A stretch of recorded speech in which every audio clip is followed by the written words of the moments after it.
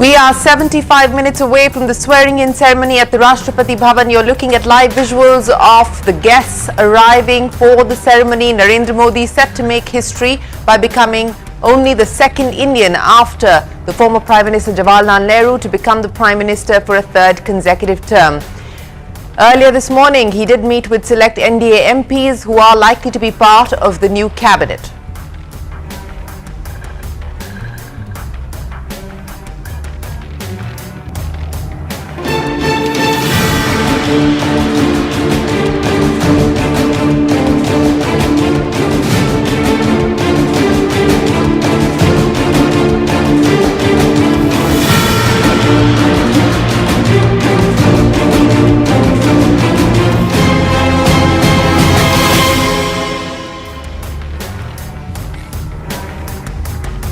Good evening. Thanks very much for joining us on this special broadcast. I'm Shireen Bhan, coming to you live from the CNBC TV 18 HDFC Sky studio with me, my colleague Parikshit. Hi Parikshit, good evening. Thanks so much for being here on a Sunday evening. The new NDA cabinet is set to take oath in a short while from now. 7:15 p.m. is when we expect the ceremony to kickstart. Parikshit, what do we know about what we can expect from here on? Well, it's been a day of lot of suspense for all the BJP leaders. The ones who were ministers in the previous government. Some have unfortunately been dropped out. We haven't seen the names of Anurag Thakur, for example, Smriti Irani. Some of this was on expected lines considering the losses in the election. So we are seeing a lot of new faces, of course, but many of the old war horses of the BJP were there in the front row when we saw those pictures coming in from the Rashtrapati Bhawan. The notable inclusion, of course, is Shivraj Singh Chauhan, the former Chief Minister of Madhya Pradesh. ML Khattar making it back. But Shivraj Singh Chauhan, you know, he delivered that historic mandate when everybody had written off Madhya Pradesh for the BJP. It came back in the assembly elections with a bang, and look at the victory margin that Shivraj Singh Chauhan enjoyed. It was the highest among BJP leaders. Absolutely. So that's one of the big notable inclusions, and of course the allies getting their place in. But of course there is some discussions that are still underway. I believe the NCP not happy with what has been offered. We heard from Praful Patel. Yes, we heard that soundbite. He seemed quite upset. We heard that the BJP was not very comfortable giving him the cabinet rank post, considering there is a case of money laundering going on against him. He was offered an MOS rank post, so clearly disappointed by that. He went on record to say that I was a union minister in the previous government. I cannot accept a demotion, so we cannot accept that. So this could be an issue, but we're told that there could be another swearing in. A second set of ministers could be sworn in later, maybe after the budget as well. So that remains to be seen. Possibly some changes. There is some room that the government is leaving behind in case any of the allies are unhappy. But all eyes on Rashtrapati Bhawan. I believe close to 8,000 guests have been called. It's very hot, Shireen, but all the arrangements have been made. Transgenders, 150 people from Jammu and Kashmir, Safai Karamcharis, people who worked on the Central Vista. So the guest list is quite vast and diverse. And it is, as you pointed out, Parikshit, very, very hot guests there seated outside. Of course, we have been able to spot some mist fans, but that's not really going to help in the Delhi heat. It is boiling outdoors. 7:15 is when the ceremony is expected to start. But Parikshit, let's talk about the heads of state that have been invited as well. Well, yes, we have at least all the neighbors. So you've got the President of Maldives. That is important because we've had strained relations with Maldives for the recent few months. President Muizu is somebody who's believed to be pro-China. So we have called them. So let's see if the relations improve from there. You've got the leadership from Seychelles who's attending the event. You've got the Prime Minister of Bangladesh, the Prime Minister of Sri Lanka, the Prime Minister of Nepal, the Prime Minister of Bhutan who are here. So 5 countries from India's neighborhood, 2 countries from the Indian Ocean region. So this is the real focus of the government. In fact, they've said that the Sagar doctrine and neighborhood first is going to be our immediate priority, and it has to be because of China's growing influence and prowess in the neighborhood. So that's a very key message, and a lot of global leaders including President Biden, Vladimir Putin, Ukrainian President Volodymyr Zelensky, Emmanuel Macron, all of them have been either calling the Prime Minister, tweeting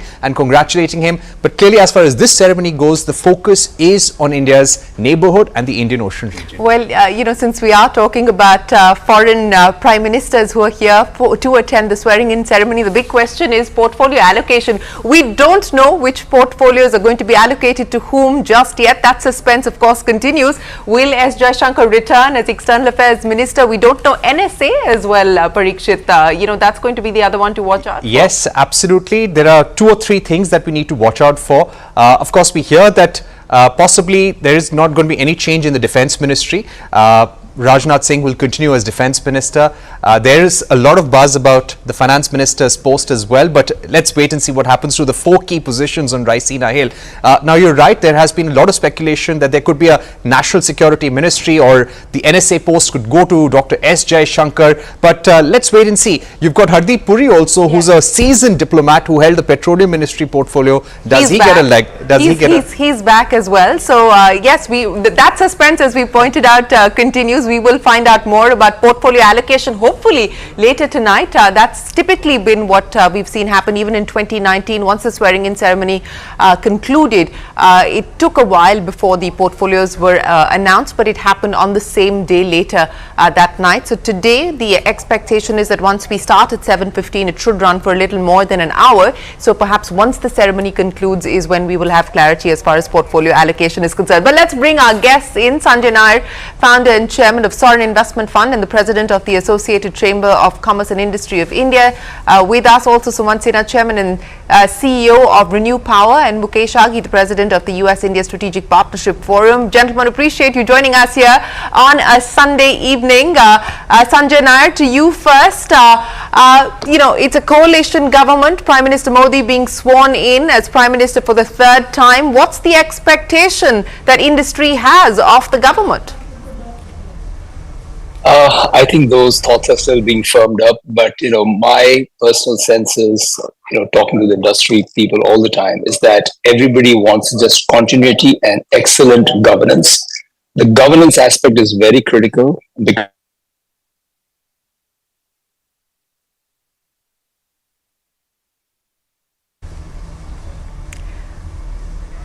we've lost that line with Sanjay, but as we reestablish that connection, let me bring Sumant into the conversation. Sumant, the same question to you. What's the expectation? Of course, the Prime Minister this morning telling the MPs who are going to be sworn in that, look, let's conclude that 100-day agenda that has already been charted out for different ministries. What do you anticipate from here on? I think, Shireen, thank you for having me, of course, first of all. Look, I think that we're likely to see a lot of continuity in policy making. The economy is doing very well right now. We all know we had 8.2% GDP growth last year. Inflation is under reasonably good control. So the macroeconomic numbers are all looking great. I think the one thing that all of us are expecting is, given the fact that essentially it's the same government that is continuing with the same Prime Minister and the same leadership, that the same policies will likely continue as well.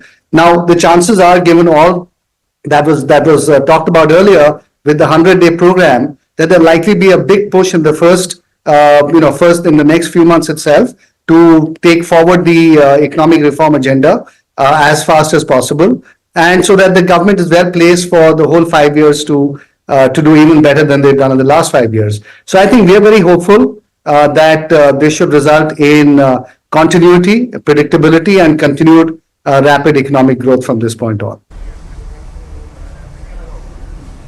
Yeah, I think that is the clear expectation, and I don't believe we're likely to see any significant departure as far as the economic program is concerned. And this argument about whether the coalition is going to constrain the government's economic policies and hold back big bang reforms. The government enjoyed majority, the BJP enjoyed majority in the previous term, and it had stated that it would go ahead with things like privatization, etc. But it chose not to. It chose not to go ahead with the bank privatization, even though they had the numbers and it was a stated policy of the government. So don't know how much is really going to change in terms of economic reform, and more continuity is of course the expectation. But Mukesh, many thanks for joining us again. The suspense continues as far as portfolio allocation is concerned, Mukesh, but you've had a couple of days now to digest this result, process this result and what it means from a foreign investor's perspective. What would the expectations be over the next 100 days? Shireen, good morning from Washington, D.C. When you look at the election result, the first thing which comes out is that the democracy works in India. It is not down the lane of, hey, it's the lowest democracy, there's an autocratic democracy. So I think the message is loud and clear that voters have voted, and you have a government which is being formed by only 37% of the vote. So I think that's a clear, loud message to the rest of the world. As far as the agenda on the economic front goes, I think substance remains, but the style will change.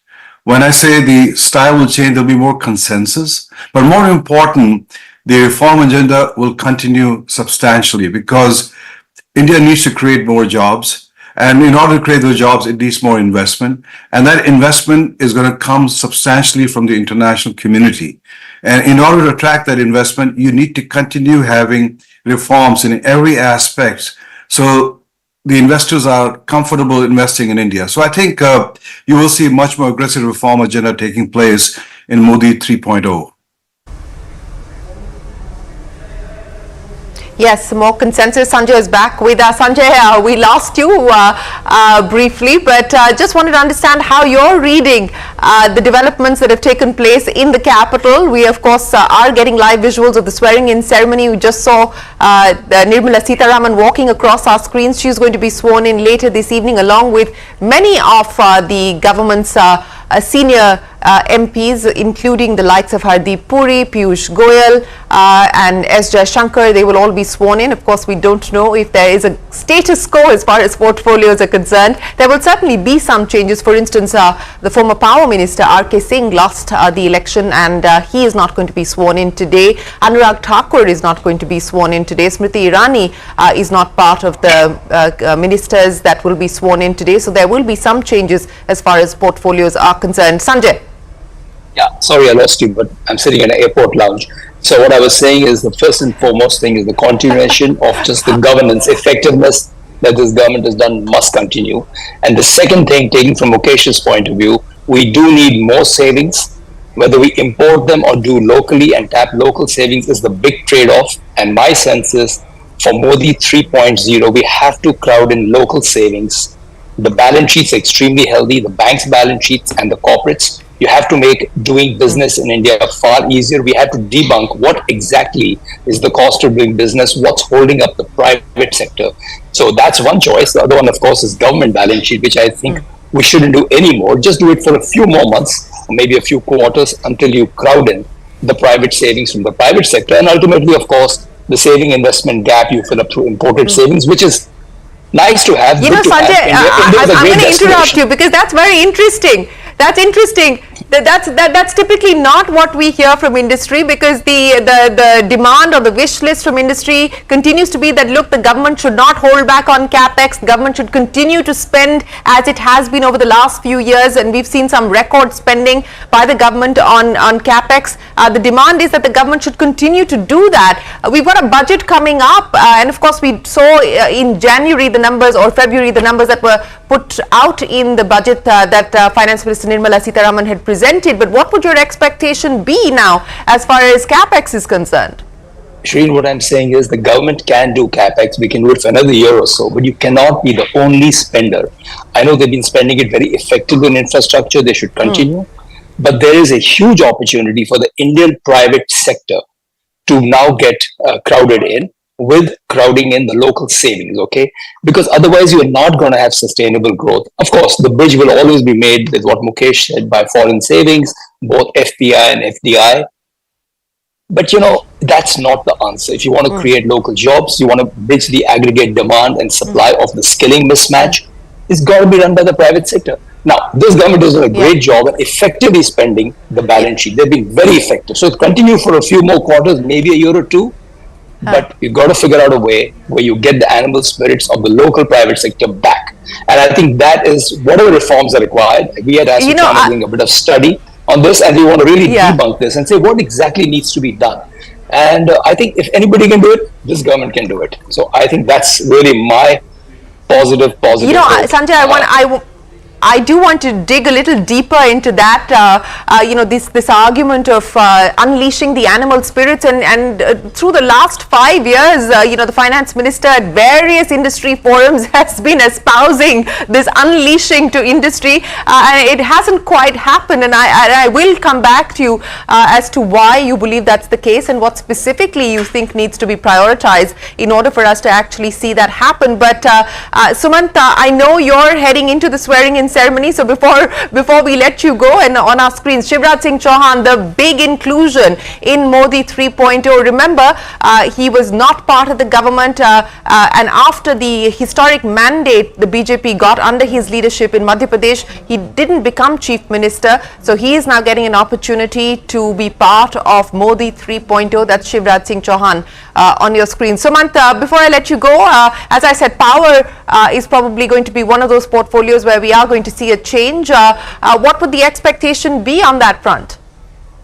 Yeah, Shireen, we were quite lucky that we actually had the same minister for 7 years. And so therefore we had a lot of continuity in our sector. Now, as you rightly said, there is inevitably going to be change in our particular sector. We'll get a new minister. But I suspect that a lot of the policies will continue as they are. There may be some stylistic changes in the ministry. Now, what are the things that we need to have happen? Look, the power demand in India is growing at 7 to 8% a year. So we need to continue to add more and more capacity going forward. Most of it will be renewables. There will be some thermal as well. So we need a good conducive environment for that capacity to come up. We need to build up the transmission infrastructure because connecting all of this power is very critical. But we also now critically need reform of the distribution sector, which, as you know, is a state subject. And that is something that states have consistently been pushing back on. But I think, this government, I think, has the gumption to bite the bullet and make sure that we finally see that DISCOM reform, which has been elusive for a long period of time. And then I think the last thing is there are going to be a lot of new things like batteries coming into the grid, offshore wind, the project in Ladakh has been talked about, and connectivity of a regional grid. So I think you'll see a lot of those kinds of activities happening in our sector. So it's going to be, I think, a pretty fun and interesting area. There's going to be a lot of investment that will happen. And I think, Sumant, if I can get in one question, as you're saying, you are expecting a continued push in reforms in climate action and energy transition. A point that Sanjay Nair had made, that the private sector needs to step in, the government has to create the right policy interventions, the environment to spur private investments. So within the energy transition sector, of course, there is a huge opportunity with solar and the rooftop solar schemes. Are there particular segments within energy transition where you believe the government can now make in policy interventions to encourage private sector investment, both domestically and from abroad? Yeah, so I think certainly there are. I think our sector will need almost $500 billion of investment across a set of different areas, generation to transmission to storage and so on. So that is going to require not just the Indian private sector, which of course we are seeing a lot of conglomerates now getting into our area, but also a lot of foreign investment continue to come in. The government's job to create the right enabling environment, make sure that the sector gets the right kind of returns to attract all this capital. I think that is going to be key. But to answer your question about what are the new areas that we'll probably see happening, as I said earlier, storage is going to be very important to balance the grid going forward. Offshore wind, because onshore wind land is becoming a bigger and bigger hassle. So we'll have offshore wind coming in, and we'll see continued very rapid build out of the manufacturing sector, certainly in solar, where we'll see hopefully further backward integration, perhaps all the way into wafers and polysilicon. So I think those are the areas that the government is likely to push into very hard in this term. Yes, some of those new areas, on your screens, we just saw visuals of a beaming Jitin Prasad. He moved from the Congress to the BJP, fought on a ticket from Pilibhit in Uttar Pradesh. That was the seat that was vacated by Varun Gandhi, and Jitin Prasad winning Pilibhit, and is now going to be sworn in this evening. And of course, we also saw Ashwini Vaishnav. Will there be a change as far as the portfolios are concerned for Ashwini Vaishnav? That is the big question, but that suspense continues. But Mukesh, back to you just to take forward what we heard there from Sumant in terms of the new areas of focus, outside of the PLI schemes that the government has already put in place. The expectation is maybe there could be one or two more. But what else would you like to see in terms of prioritization? Anything new in specific that you would like the government to focus on and address?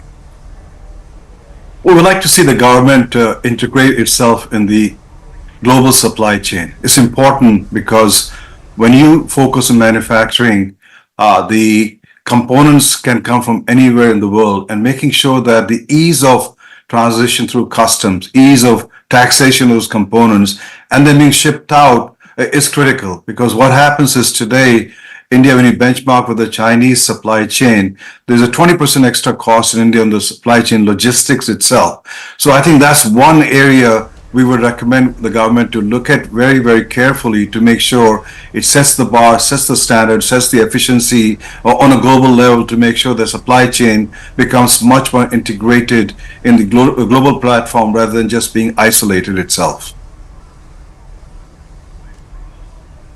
Yes, that of course will be a continued area for focus. On your screens, we just caught a glimpse of Dharmendra Pradhan. The big buzz, of course, is who will lead the government in Orissa. Remember, the BJP has won both the Lok Sabha seats, 21 out of 22 seats to the BJP, and the assembly elections as well. Significant numbers they're coming in for the BJP. It's been the end of an era as far as Naveen Patnaik is concerned, and the expectation was that perhaps Dharmendra Pradhan could be a possible contender, but he's being sworn in this evening as well. He's been part of both Modi 1 and Modi 2 as well, so will be sworn in this evening as well, fought from the Sambalpur constituency in Odisha. Sanjay, we are going to head into a break. I want to pick up on that conversation that we were having on what more needs to be done to unleash the animal spirits. But hold on, appreciate your patience. We're taking a quick break and we will be right back with you.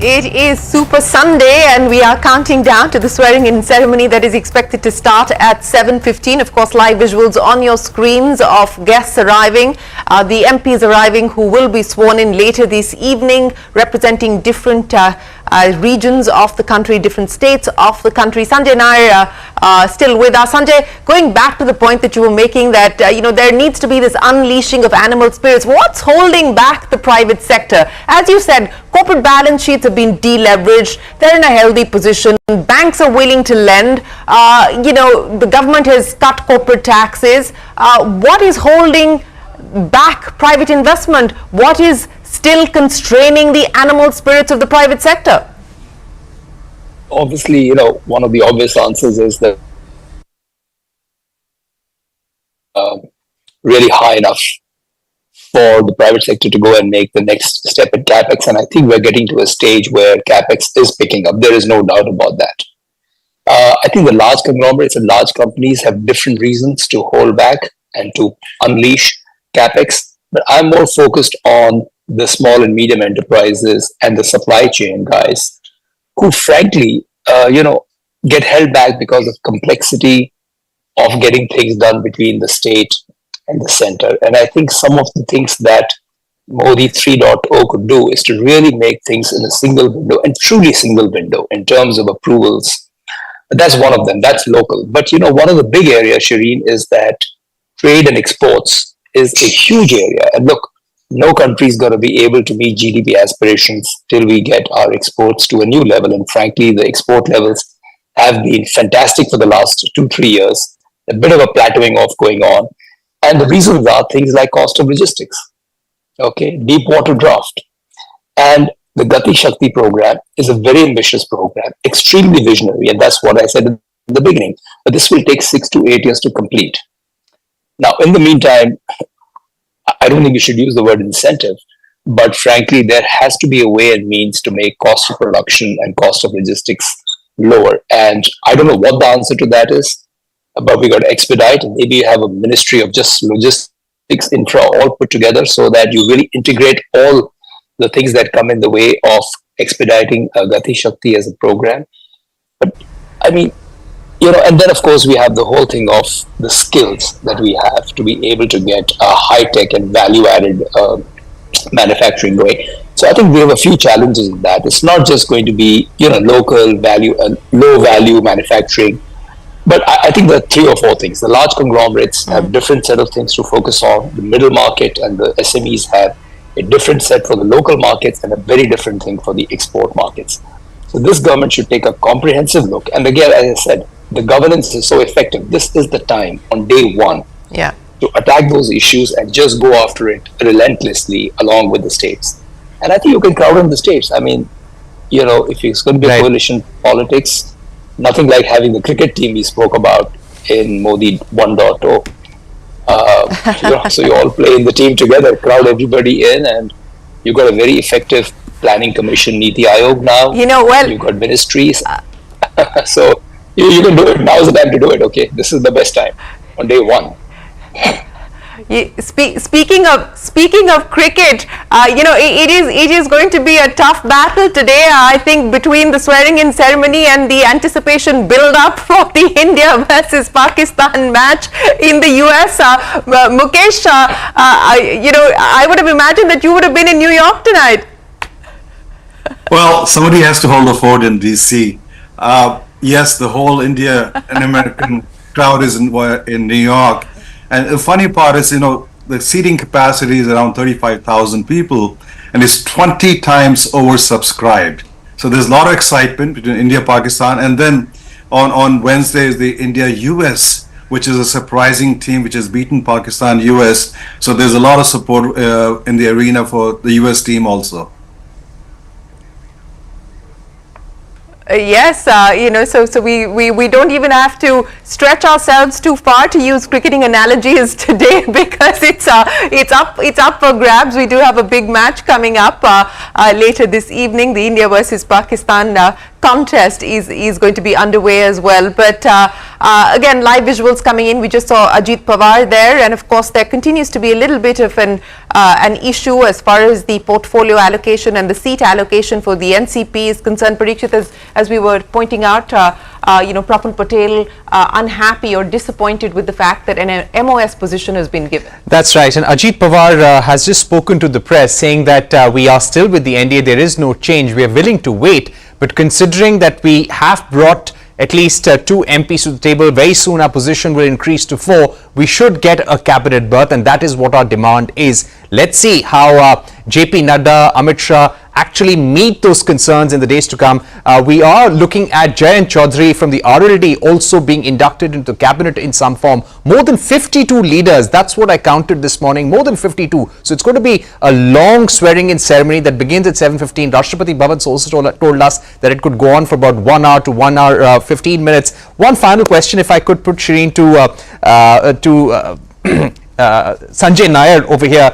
Sanjay, when it comes to the path of fiscal consolidation, we saw fiscal consolidation continuing in the interim budget. Now, because they have a priority of keeping the allies happy, and both JDU and the TDP want a special package for their states of Andhra Pradesh and Bihar. So that could be a focus of the budget as well. Keeping the populist measures, keeping coalition pressures in mind, what would be a realistic expectation on fiscal deficit target for FY26, according to you?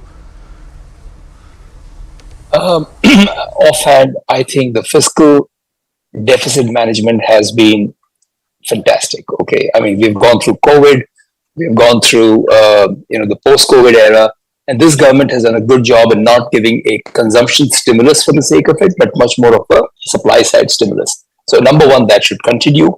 And like I said earlier, if the private sector can jump in, great, so that we can stop depending on cyclical consumption cycles, which then give the growth and don't give the growth. Now, on the fiscal side, therefore, whatever they spend, I don't understand the special status thing, to be honest, but whatever it is, should be matched, according to me, by asset monetization. There is a fantastic national monetization plan that was put together by this government, I think a couple of years ago in the midst of COVID. It's a $50 or $60 billion program. You don't lose title of operating assets. You crowd in private savings, you crowd in foreign savings into it. I think we should activate that. Because remember, total debt to GDP is not a small number. Deficit may be effectively managed, but you do have a pretty steep total debt to GDP. But I must say the quality of spending has been very good. That should continue. But you really need to get the private guys to come and spend from their balance sheet, because their balance sheet is the balance sheet we should be using, not just the government's. So deficit and total debt, two different things. My view is continue doing effective spending of the debt side, but please be mindful of the total debt. So please match it with high quality tax revenues, and some asset monetization should start now. And I don't mean privatization, Shireen, just to be clear, Parikshit. It's the asset monetization of operating assets. Low hanging fruit, non-political, available. Let's go and do it. No, you're right, Sanjay, in pointing that out.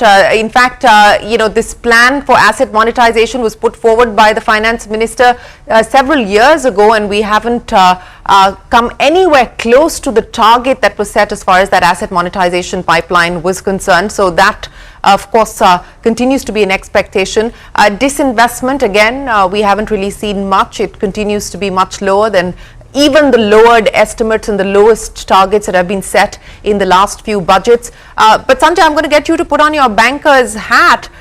Bank privatization, as I said, they had the numbers. They said that they would move the bill to amend the law. That didn't happen. Do you expect any forward movement on bank privatization? I don't have an informed view, Shireen, but if I take a step back and think of all the other reforms we need to do, that's not that critical right now. The NPAs have been taken, the IBC scheme has been done, the regulators on top of the banks. That's not a killer. They are not the biggest dissavers right now. There is a lot of other dissavers. We need to tackle that. I think bank privatization, should happen, yes. but it's not the most urgent thing. And for that matter, I think any of the PSU privatization can wait a little bit more, because you have enough listed PSUs that you can anyway sell in the open market and realize some revenues. So a little bit of tactical stuff in the beginning, quality spending on the infra side just for an interim, crowd in the animal spirits of private capex and private savings, and I think then we take the next step after that. So I wouldn't just go for privatization and bank privatization just on day one. But if they can do it, why not? I mean, it's very idealistic. I agree with you. No, but I agree with you. I think that's a fair assessment, Sanjay. I don't. Yeah. I think having said that, last comment, if you do integrate, because financial inclusion is your real ultimate motive, if you integrate the fintech sector that is coming up beautifully with the main banking sector, have a reasonable set of regulations, and I know that we have a bit of regulatory overhang, but for the right reasons. Let's get some good self-regulation there, integrating fintechs who are doing a great job on financial inclusion with the banking sector. I think you'll achieve the same that you want by doing a bank privatization of a small bank. That's my view. Okay, it may be not right, but that's a more practical way of going about it. No, as I said, I think that is a fair assessment of where things currently stand. I don't believe that there is going to be any urgency to move ahead with things like privatization, etc. I think the focus, particularly in this budget, is really going to be to ensure that the fiscal deficit remains intact, and that there will be a continuation as far as some of those schemes are concerned. Maybe an odd new scheme.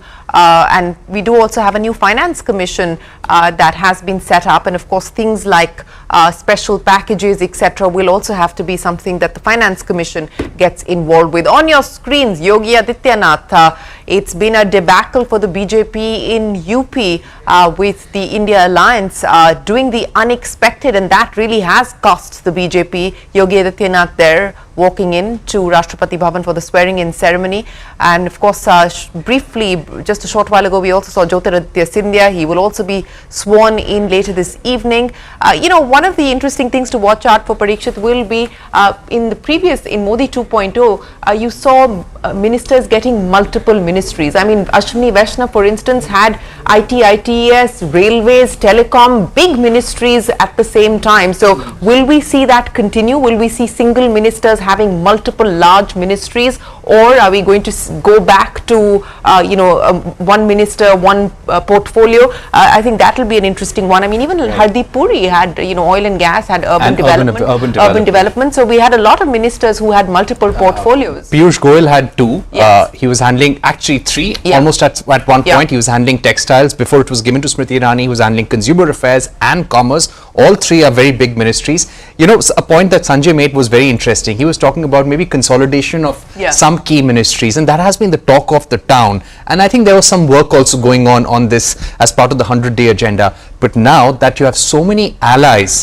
to keep happy, you have to have those MOS rank portfolios. So what happens to some of those smaller ministries, such as heavy industries, where the work they handle PLI, and that's going to see a ministerial change as well, because you saw the minister losing the election. Mahendranath Pandey losing from Chandoli. And one other reason for the loss in Chandoli, what we are hearing from a lot of the ministers, a lot of the leaders who lost, they felt that somehow this 400 plus campaign was exploited by the Congress and the opposition to say that the constitution will be changed and the reservation will be coming to an end. And this somehow created a lot of fear among the Dalit community and caused a consolidation of the Dalit votes towards the opposition. So this, according to some ministers and UP leaders who have lost, is a key factor for the loss and something they would probably be working on. Not just that, in fact, I think, and when I traveled through UP, I think one of the comments that came in from a sitting MLA and sitting MP actually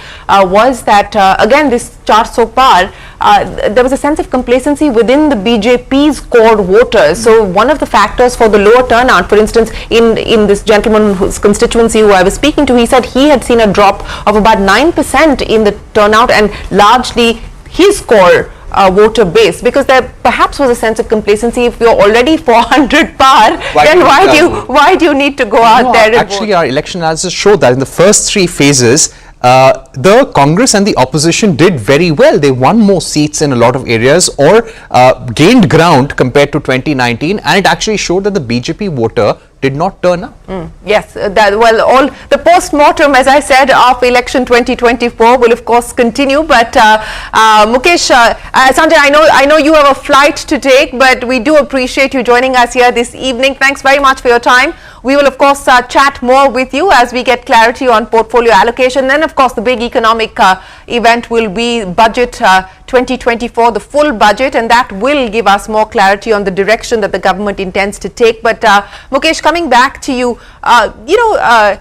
companies like Tesla, etc., Elon Musk, of course, tweeting congratulations to the Prime Minister as well. But his visit to India in the middle of the election was the big headline, and that didn't go through eventually. At last minute, it fell through. How do you see foreign investors, specifically US companies, now looking at India and the sectors that you believe we're going to see FDI coming into?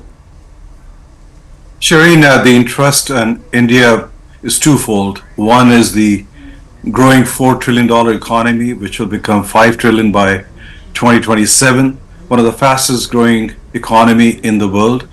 And the US companies and international community is looking at gaining market share of that economy itself. The second factor is the stress point between US and China gets deeper and wider. And US companies are hurting in the Chinese market. They're looking to de-risk their supply chain. And India becomes one option, and we are talking to multiple companies coming to the arena. And so I think the interest, the focus is going to continue, and it's going to be more on the manufacturing of computer electronics, for example. But what we're also seeing is massive amount of GCC investment. Almost 1,600 GCCs are now there in India, exporting roughly $122 billion worth of services. I think that momentum will pick up much more pace in the Modi 3.0. But we will see companies like Tesla, they will come back also looking at Indian market where Chinese EVs are not being allowed in. So I think you will see a much more renewed interest by US manufacturing company coming into India itself. Yes, Mukesh, many thanks for joining us. Appreciate you being here with us on this Sunday evening as we wait for the swearing-in ceremony to kickstart at Rashtrapati Bhavan. We just saw visuals there of Amit Shah and Nitin Gadkari. Will we see a portfolio change as far as those two key ministers are concerned? That's the big question. We are going to take a break, but when we return, a man who has profiled the Prime Minister and his legacy, his leadership legacy, we will join him in just a bit right after this short break. Don't go anywhere. We're back in a moment.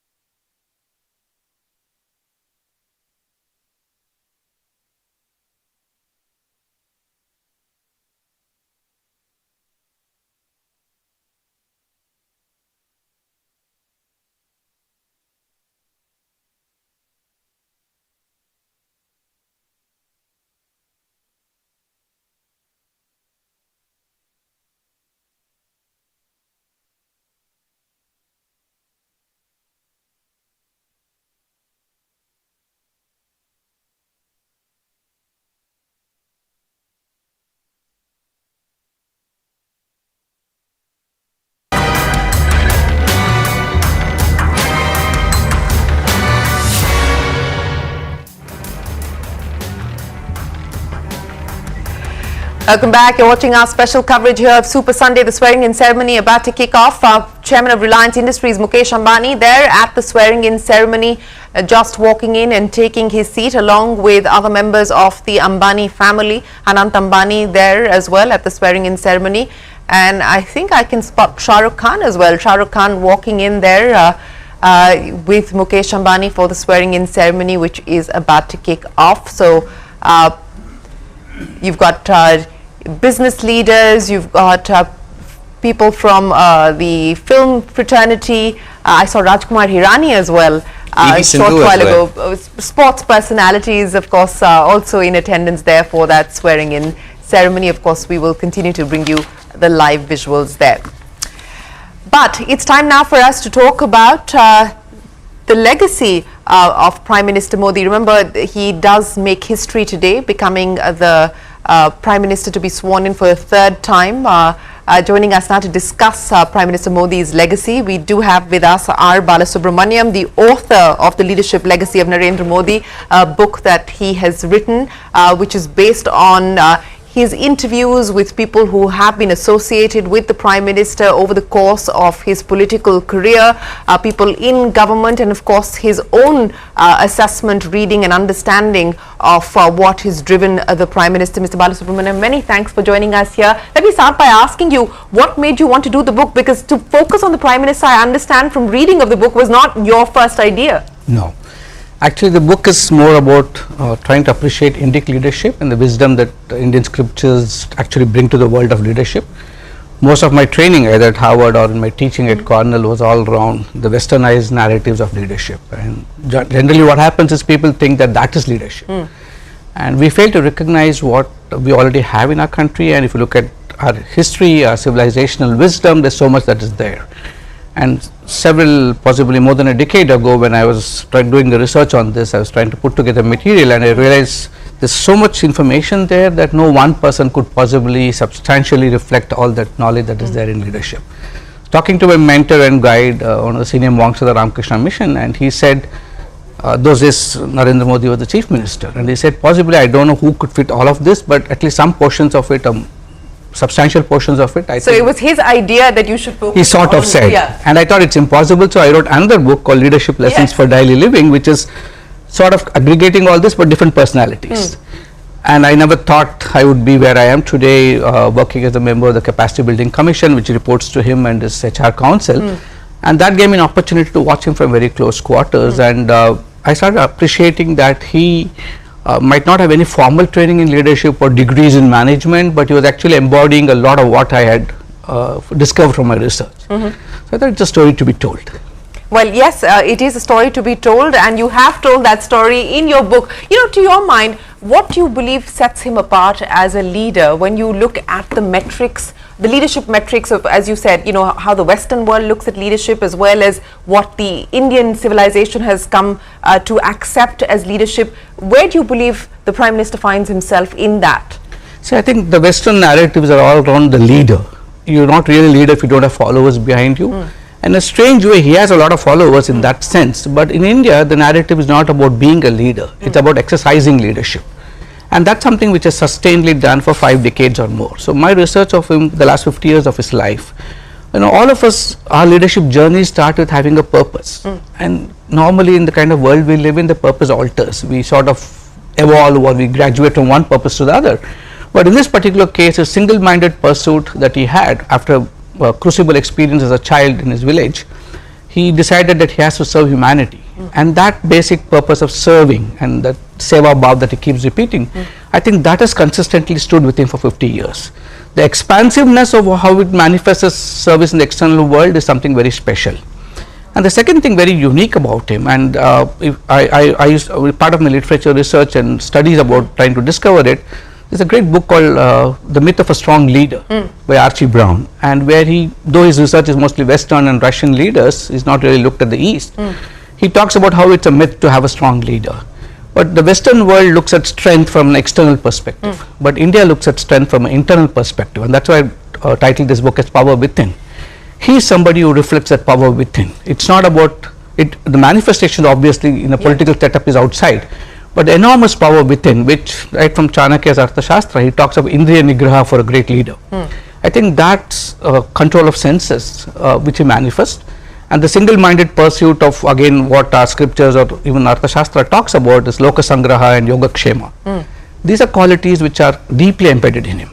We just saw visuals of Chandrababu Naidu they're walking into Rashtrapati Bhavan is going to, of course, play a crucial role. Remember, the BJP short of majority this time around, and hence this is truly an NDA coalition government at the centre. Chandrababu Naidu, Nitish Kumar, Chirag Paswan, many of the other allies will be getting a seat at the table, so to speak. Of course, not Naidu himself. His swearing-in ceremony will take place a few days later on the 12th of June. Rajnikant walking into the swearing-in ceremony as well.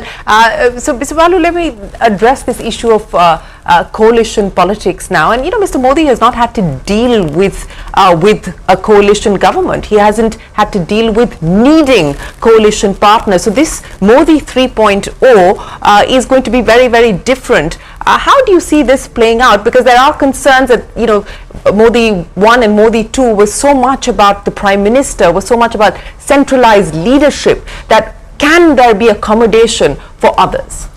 I truly believe it will be so, because if you actually go back to 2014, when he just took his role as a Prime Minister of India, the first Independence Day speech, he spoke about something very powerful, a very powerful Vedic concept. It's called Sangat Chadvam, where it's always about togetherness. And I believe that he appreciates it, and it's also in the leadership journey that I have noticed of his. He's extremely adaptive and resilient, and he understands that the work at the center is what matters, and if he has to adapt to a new situation, he's very quick in learning. The greatest ability of his that I have discovered is his lifelong learning spirit, and I think the power of his staying focused on the work of Vikasit Bharat, the necessity of adapting to the realities of the situation, and the capability to live and operate in the now or in the present is something very unique about him. And to me, his convictions that he has to do all this will necessitate that he evolves and looks at how do you take people along. So I don't believe that he cannot do it, and I actually believe that what I've discovered about him is what will make him succeed. And the spirit of if you look at his communication also, it's very it's sort of the DNA is Indian. And in India, though we have a lot of Western theories of communication for political leaders, in India there's a concept called Sadharanikaran, which comes from Bharata's Natya Shastra, where there are two very important qualities, and I think that's what will stand by him. One, there we speak about Sahridayata, where unification of hearts, which he does very well with the general masses, and I'm sure he'll do with his political colleagues now. And the second thing, which he also strongly believes, is Sahakaryata. And I think these qualities is what will stand by him as he forges these partnerships. Right. You've in your book you spoke about revocation of Article 370 and how that was where he was successful in navigating a web of tensions, how he's resilient and is able to adapt. If Article 370 was one of his big decisions, what will be a big challenge that he will have to encounter in NDA 3.0 government, which you think would be a test of his abilities? It's very difficult to say, because these are all in a polarized world that we live in, with the ideological fragmentation that we see. Leading a coalition government is going to be a challenge. Each one comes with the baggage. Because the likes of Nitish have already said that, be it Agniveer or be it UCC, keep the contentious issues aside. I think this is going to be his real journey now, and the way I see it is he's a leader in constant evolution. And to me, the way I perceive it is, whether it's UCC or other things, it will not be titrated against what the national mood is, what the coalition mood is, and how do you do it. And the Kashmir Article 370 that you spoke about, it's not an event. If you looked at it, he was participating in it for 3 decades or more, right from the yatra he undertook. So there is a ripening of the issue in leadership, especially in adaptive stuff. We talk about how do you engage with stakeholders, how do you look at their perspectives, how do you ripen the issue, and finally move all of them towards a common cause. I think that's what he will work on in his colleagues. And after all, we shouldn't look at it this way and say this is just the BJP's agenda and therefore it can't be other people's agenda. I think he'll set it as a national agenda and prioritize it as a collective one, and together it may actually emerge as something better. You said that he's a man who understands living in the moment and learning from the moment as well. What do you believe he's going to take away from the mandate that's been delivered? I mean, for all practical purposes, UP has sent out a message that's loud and clear. Now, whether the BJP and the Prime Minister choose to acknowledge that or not is a separate matter altogether. But what do you see the Prime Minister taking away from what this mandate says? That would, I would just possibly guess from the research I have done. So it yes, can't absolutely. really be. Yeah. So my view is he's a man who learns constantly and reflects a lot about it. He sort of stops and pauses and asks himself, what do I learn from this moment? And my guess is he'll appreciate that people's sentiments are something which the pulse of the people. And for me, the kind of interconnectedness he's got and the kind of connectedness he's got with people, I'm sure that he'll reevaluate and say, what did I miss? And knowing him, I'm sure he missed the connectedness with the people of UP. You know, you're talking about communication as being, and you spent a lot of time in the book talking about that being one of his key attributes, leadership attributes, not just his verbal communication, but you spend a lot of time talking about his non-verbal communication as well. Do you believe that there was perhaps a coarseness of discourse that came in this time around that may have led to an alienation or a disconnect perhaps? Perhaps. And I would also look at it and I say that is not the real him. If I were to go by what I understood of him by the research again, I think deep down he's very compassionate and humane. And what you saw is possibly a different role he played. And I think he played the role of a politician and he has to win an election. I remember a friend, a colleague, a professor of politics at Harvard told me, you got to first get elected to become a statesman later. So I think that was a miscalculation. He was already a statesman and that is what India recognized and wanted. And my way of looking at it is the narrative of Vikasit Bharat was powerful enough, and the inclusive economic model that India has been pushing for the last decade was a powerful statement. And possibly it's time to now you can't rewind obviously, but you can reflect and learn from this and move on. Yeah, and reprioritize. Absolutely. You know, one of the things again that you talk about in the book is his focus on technology, not just on technology for the nation, but also using technology for the way that he uses it personally, you know, also. Do you believe that will continue to be a big focus area in this term? I think it will, because I think that's a reality of the world itself, right? And today we live in a world where technology is used and abused, and we saw that in the elections too. Now, we can all use it for our own private personal reasons, we can use it for agendas, we can use it for so many things, but you can use it for governance. And if you notice his interviews to the media that he gave before the elections, it is very clear that governance, technology-enabled governance, which is already initiated, and much of it which we also do with the Commission now, is something which is going to be very close to him. And technology is something which can actually bring citizens closer to government. And if you look at his call for Jan Bhagidari or citizen-centric governance, I think you can't really, a nation of 1.4 billion people, you can't do it without technology. So lessons learned from MyGov, from the digital public infrastructure, or from all the tools that has been deployed today, the JAM trio that we have, I'm sure we will be able to actually practicalize it further. And with the world opening up to AI and ML, I think it's an opportunity. And the unfinished agenda of blue economy, green economy, space economy, and if you look at all the things that was initiated, you really can't do without, you can't talk of quantum computing without technology, right? Yes, and so I think it's going to be part of the, it's going to be part of the government at the next 5 years. Yes, and we do have a quantum computing mission as well that the government has set up along with the semiconductor mission. Those are going to be spaces that that the government will focus on and will continue to take forward in this term as well. But you know, we were talking about the need more so this time around for cooperative federalism, and this is something that the Prime Minister has spoken of, but the criticism has been that it hasn't worked out on the ground. For instance, the charge that all large projects end up in the state of Gujarat, and you know, leaving other states bereft of the kind of investments that should be perhaps much more widely or uniformly dispersed. How would you react to that? I would say this will be the triumph for democratizing development itself, and it will actually take off in a big way. And we also look at when you talk of all this kind of different states getting different benefits, we see it as a one-way street from the national government to the states.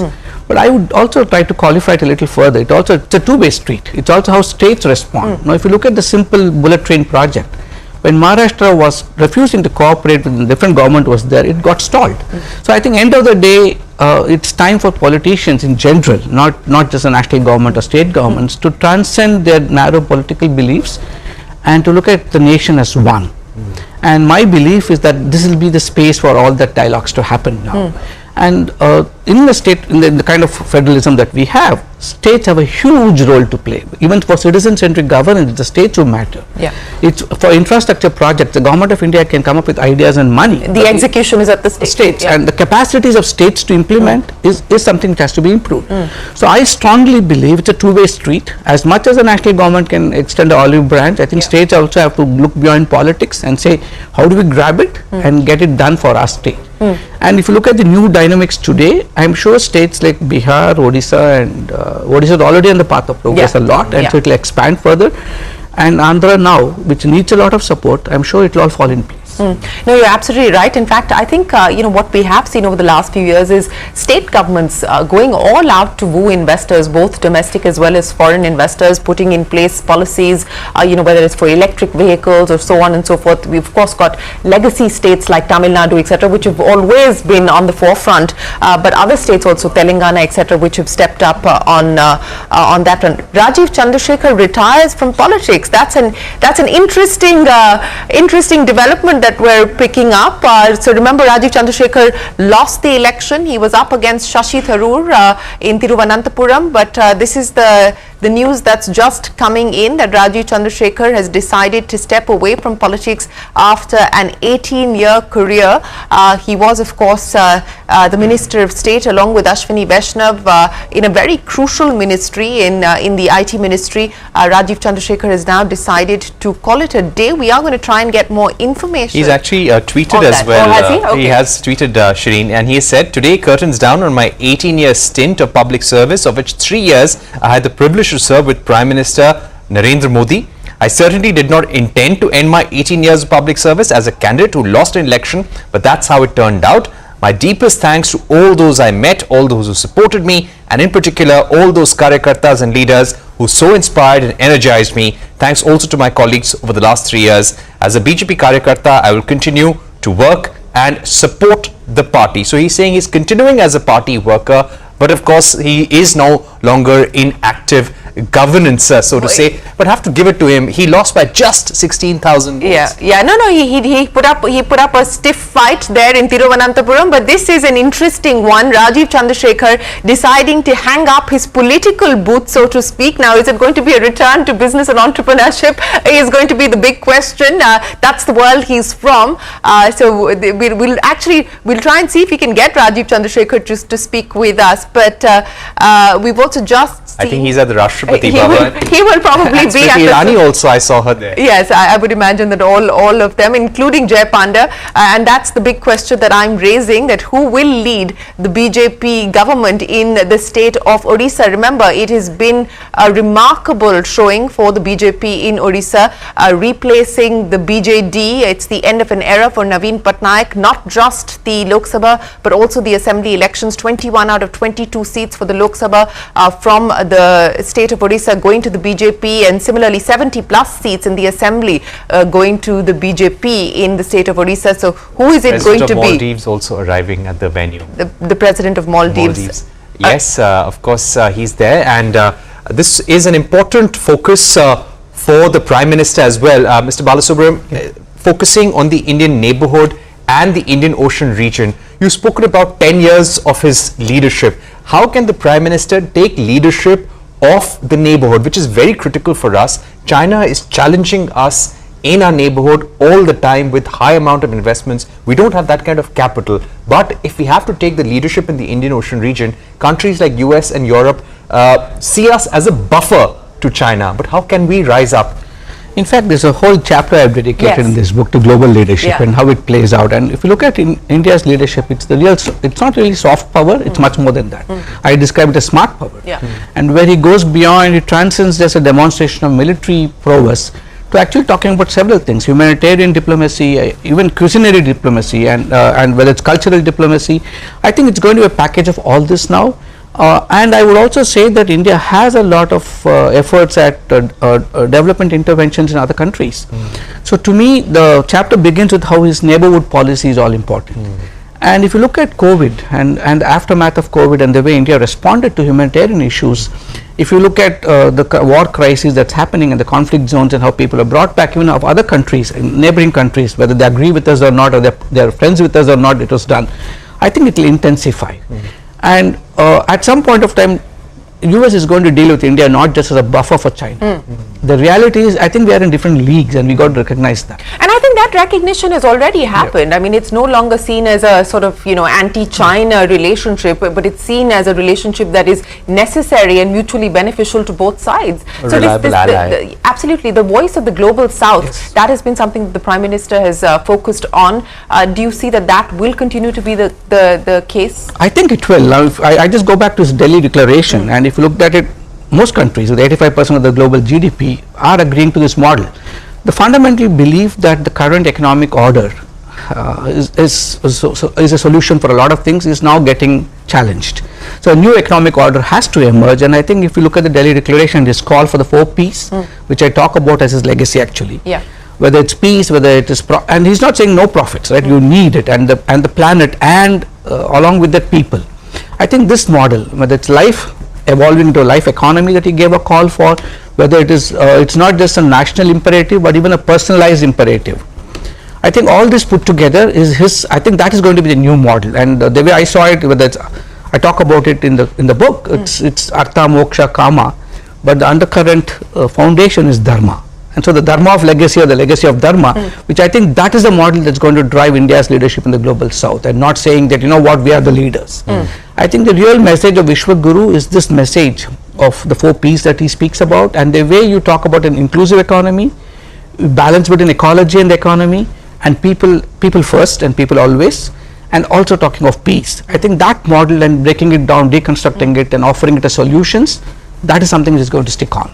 Yes, you were saying, Pariksha, that there's a clarification that's coming? He's actually tweeted a clarification also now to say that I'm clarifying that my political career continues as a Karyakarta. My career as an MP or minister has ended after 18 years. Too many people misunderstanding my tweet below, and so the clarification with folded hands. Okay, all right. So he's not retiring from from active politics. Okay, so I guess he should have worded that tweet better. So that's an important clarification coming in from Rajiv Chandrasekhar. Piyush Goyal there, along with H.D. Kumaraswamy, also now ready to be sworn in, which should take place in a few moments from now. In putting this book together, you've of course spoken to people who've been associated with Mr. Modi through the course of his political career. You've spoken to people in government, you've spoken to people who he's worked with closely, bureaucrats, etc. Any specific anecdotes that really stand out to your mind? I think there are 2 or 3 anecdotes, which is something which impressed me a lot, and throughout this book. One was a crucible moment as a child. Most of us have experiences. A lot of us have different kinds of experiences. Some of them stick on to us, some of them scar us, some of them help us evolve. Warren Brennan is the great leadership expert, talks of these as crucible moments. Those moments which impact us, and we go back and reflect on it and make it a life's sort of a mission for us. As a child, he had, in a small little village that he grew up in, the neighbor, they were a barren couple, and after a long period of longing, they had a kid. And this child, after a week, was not doing well, and it passed away. Okay. And the whole village, those days, the village life is very different, and you celebrate whole village celebrates happy event, the whole village mourns any calamity in the village, in anybody's house. And there's a cow in their house, and the cow stopped eating after the death. And Modi couldn't understand this as a young boy, and so he goes to his father and says, "What is the cow? Why is the cow not eating?" He says, "Maybe it's its way of grieving."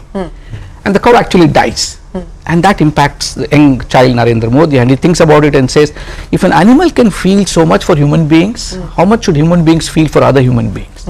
And I think that stayed on with him, and he said that my life is going to be devoted to humanity and its purpose, and trying to alleviate suffering in that life. The other thing which really stood out was in public leadership. We all talk about as a RSS Karyakarta, when there was this tragedy, whether it's Morbi tragedy or the famine that Gujarat had, the way he could mobilize people from the government, the Indian Railways, the national government, people, and I describe it how the snacks that was prepared and distributed, and lorries that are transporting hay. He understood that there has to be private gains while doing public good. You can't really expect people to transcend their desire to gain privately and do a lot of public good. So he had this idea where transportation for the lorries, he said, the first trip, help us out, do it free. The second trip will pay you for the cost of diesel. The third trip will pay you market rates. Right. So the practicalization, the collaboration, now today we talk of Samaj Sarkar Bazaar, which is something which is undercurrent thinking of us, getting all people together, the Team India for a New India. I think those kind of experiences. The third thing which stood out for me when he was describing this was when he took over as Chief Minister of Gujarat, he was a complete rank outsider. He had no public administration knowledge, but the desire to learn, and that's what gives me hope, and that's why he'll make this collaborative leadership succeed now. He had to know how to run a government, and it's not easy. The first 43 days of his government, every day after his day was over, around 6 o'clock, he would call one complete ministry, all the senior officials in Gandhinagar, meet them over 6 to 7 hours continuously. The meetings would end at 1 or 2 in the evening, and learn everything that was there about the department. And one thing I found out working with him, he's got elephantine memory. He can just remember everything.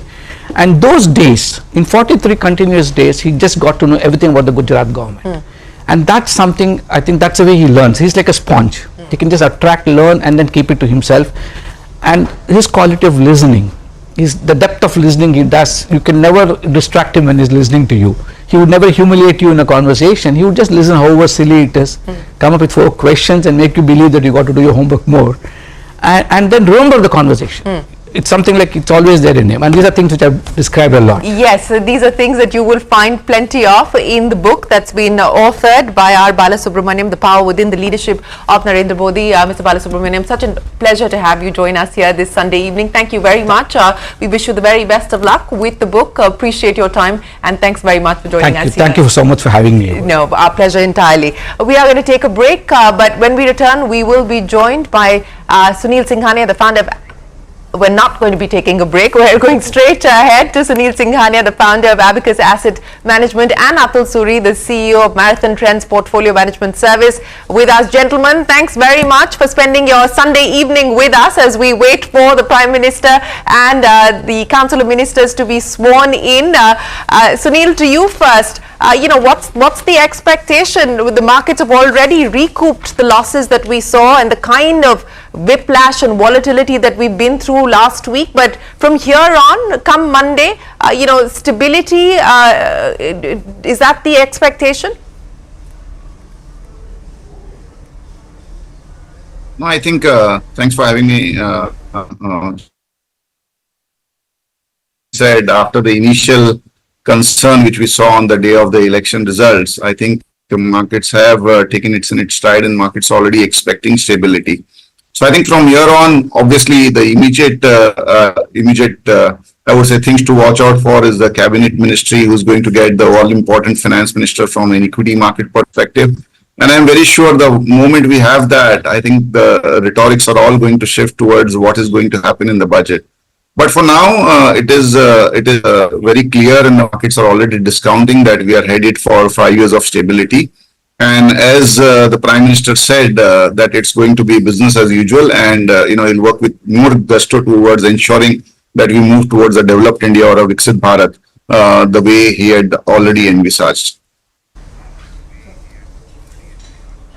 Well, that is right. The suspense continues as far as portfolio allocation is concerned. Sunil, we're hoping that later tonight we should have clarity on who gets what. But on your screens there, Kumaramangalam Birla, Mukesh Ambani, N. Chandrasekharan, many corporate leaders in attendance for the swearing-in ceremony. I think I can see Sunil Munjal as well there. So plenty of corporates in attendance as well. But Atul Suri, what are the charts telling you after the crazy volatility that we've seen? What do the charts say? Yeah, Shireen, it's been a wild week. The markets last Monday after exit polls do a 3% up, lifetime high, then swing almost 8-9% down, and everything recovered and closed at lifetime highs. So I personally think that the problem was the exit polls.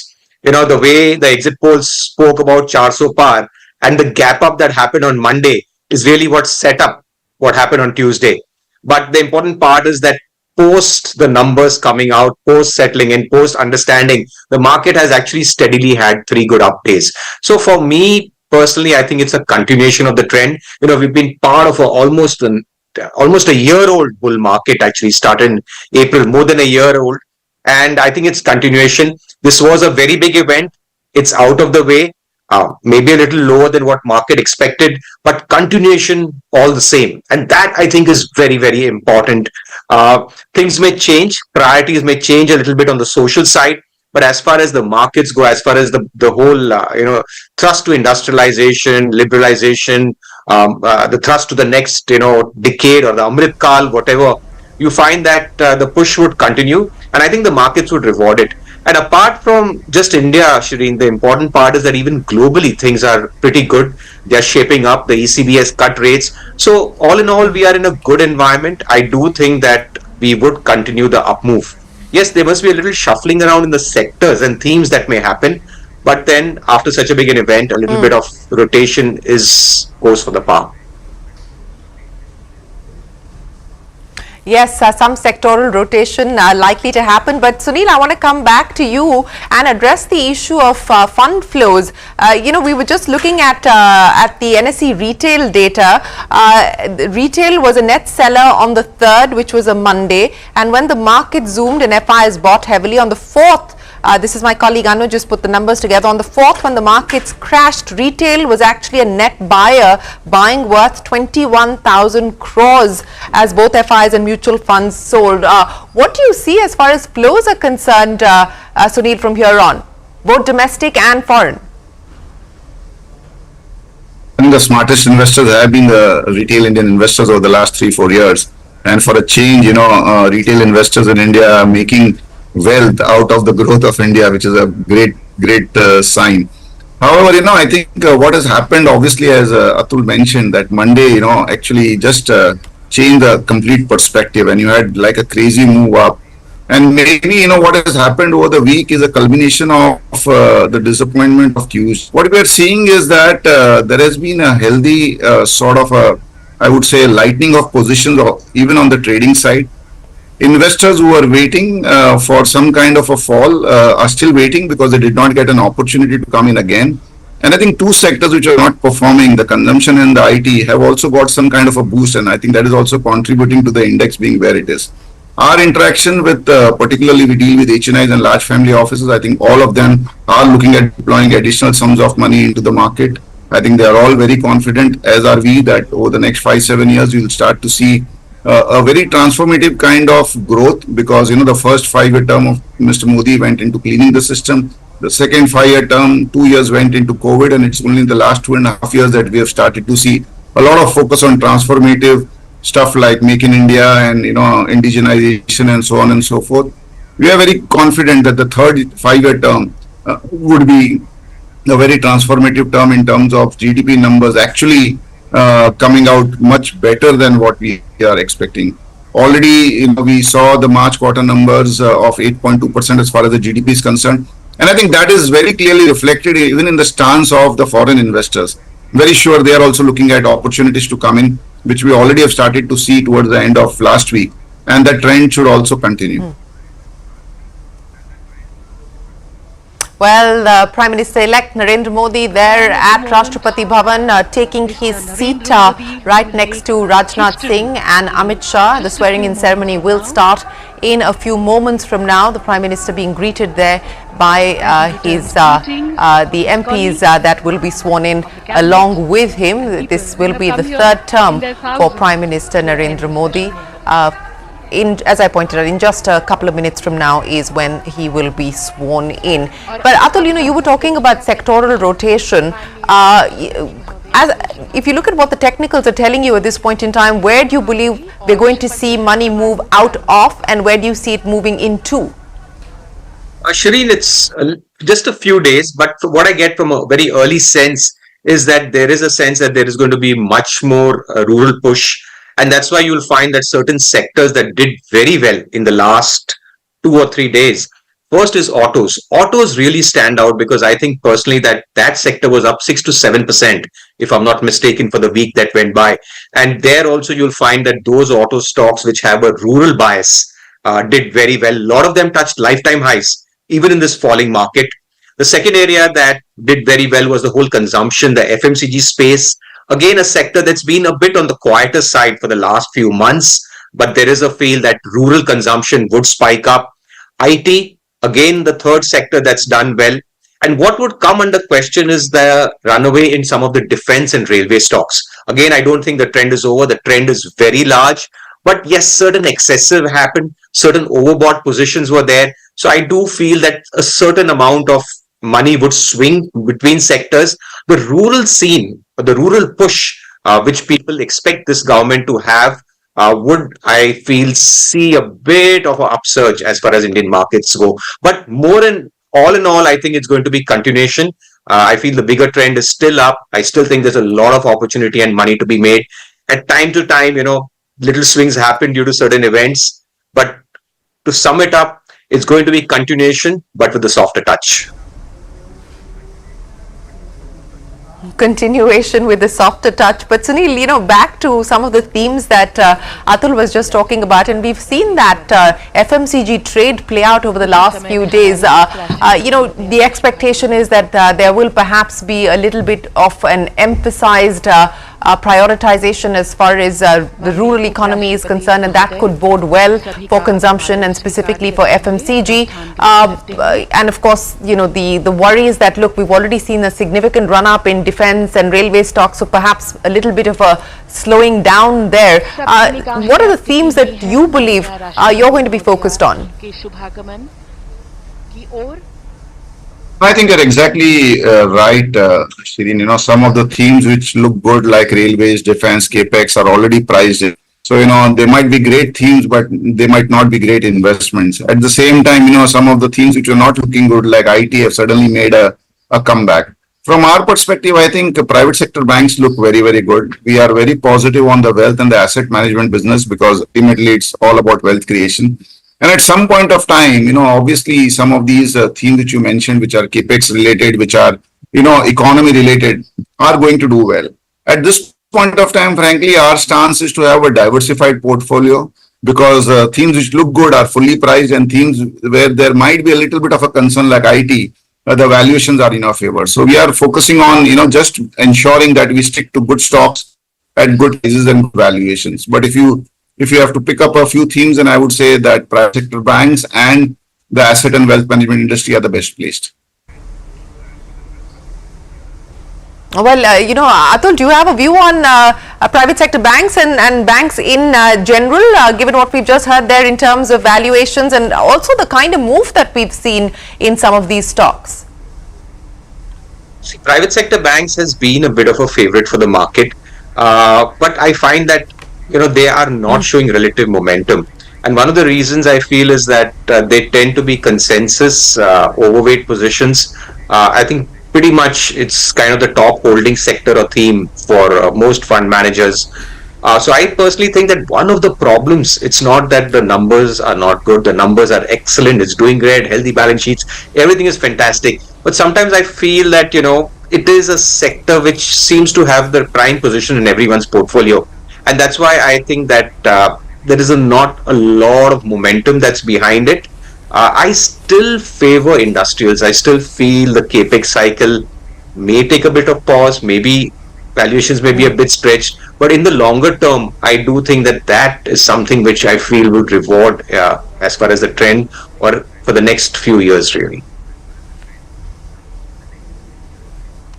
Sunil, coming back to now next set of triggers for the markets, of course, portfolio allocation is the immediate one, and we're hoping that we will get clarity in a few hours from now, if not earlier.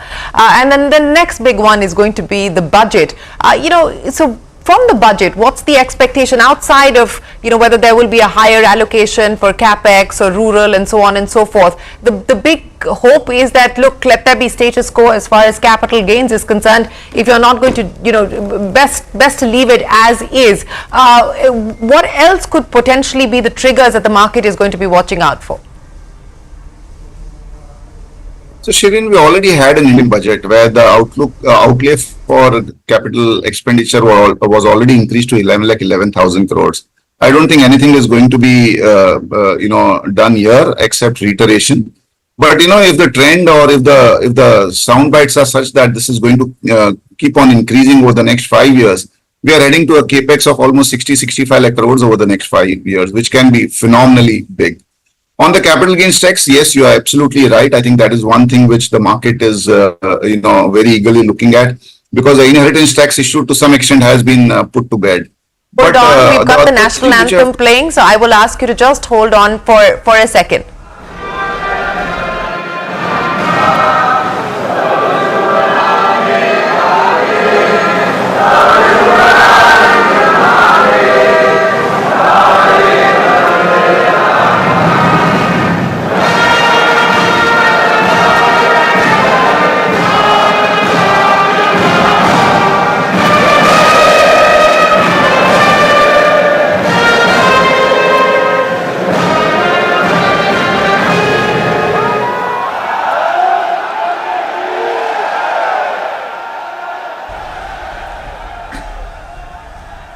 national anthem playing there at the swearing-in ceremony.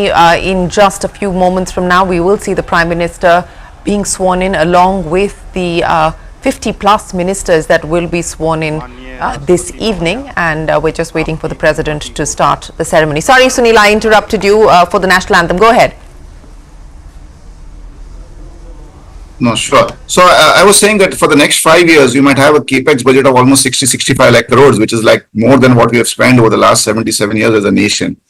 In terms of, I would say some of the other things, obviously, the reiteration of what the Prime Minister has always said about, solar power and, dependence on, I would say, not. Interrupting you again, Sunil, because we now have the Prime Minister being sworn in, getting ready. Narendra Damodar Das Modi ईश्वर की शपथ लेता हूं कि मैं विधि द्वारा स्थापित भारत के संविधान के प्रति सच्ची श्रद्धा और निष्ठा रखूंगा। मैं भारत की प्रभुता और अखंडता अक्षुण्ण रखूंगा। मैं संघ के प्रधानमंत्री के रूप में अपने कर्तव्यों का श्रद्धापूर्वक और शुद्ध अंतःकरण से निर्वहन करूंगा तथा मैं भय या पक्षपात, अनुराग या द्वेष के बिना सभी प्रकार के लोगों के प्रति संविधान और विधि के अनुसार न्याय करूंगा। मैं Narendra Damodar Das Modi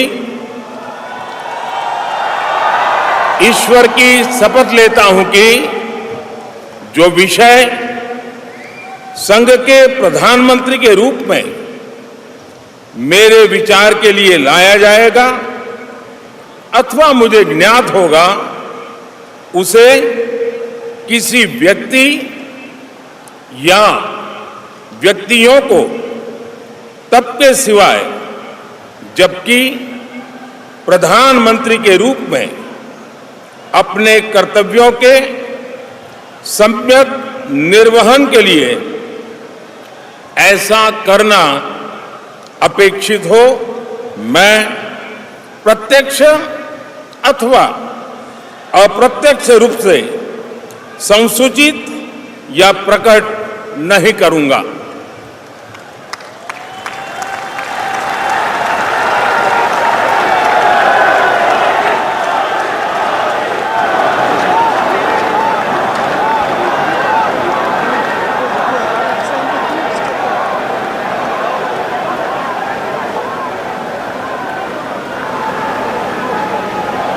It is done. Prime Minister Narendra Modi being sworn in there. Third term begins for the Prime Minister. The last time that we saw an Indian Prime Minister take on 3 consecutive terms was Pandit Jawaharlal Nehru. Prime Minister Modi there being sworn in and greeting the President. With that, it starts. NDA 3.0 is now well and truly underway.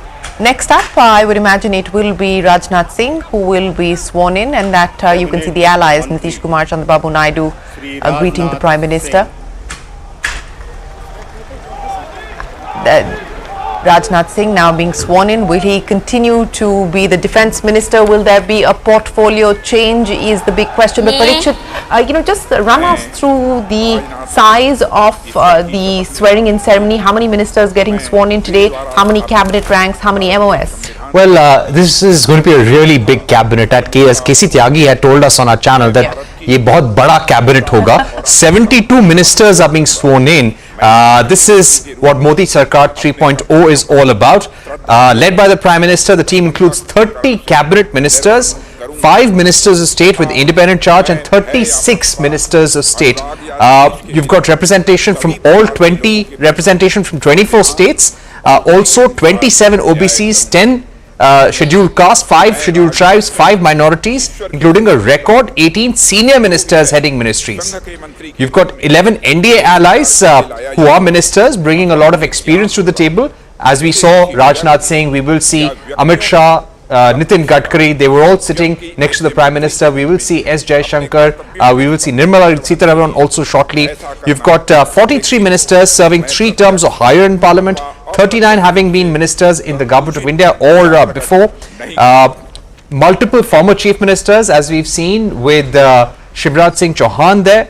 You've got 34 leaders who've served in state legislatures, 23 having worked as ministers in different states across the country. So a leg up for a lot of them. So it's going to be a big cabinet, and of course a lot of the allies from JDU, TDP and other smaller parties have been accommodated. Yes, well, minimum government, maximum governance was the slogan of the NDA government, of the BJP government, but you're certainly going to have a much bigger government perhaps this time around, and we will also have to wait to see whether we see ministers continuing to hold multiple portfolios, which was something that we saw especially in the second term of the Modi government. Amit Shah being sworn in now, and once again the question whether he retains home and the cooperative ministry, the Ministry of Cooperation. That is going to be something to watch. But let me bring Atul back. Atul, sorry we interrupted you as the Prime Minister was being sworn in, but that is it. It's now done, and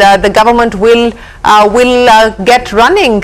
That's the message that the Prime Minister has left with the ministers, that move on the 100-day plan. I think it's fantastic. It was worth the pause.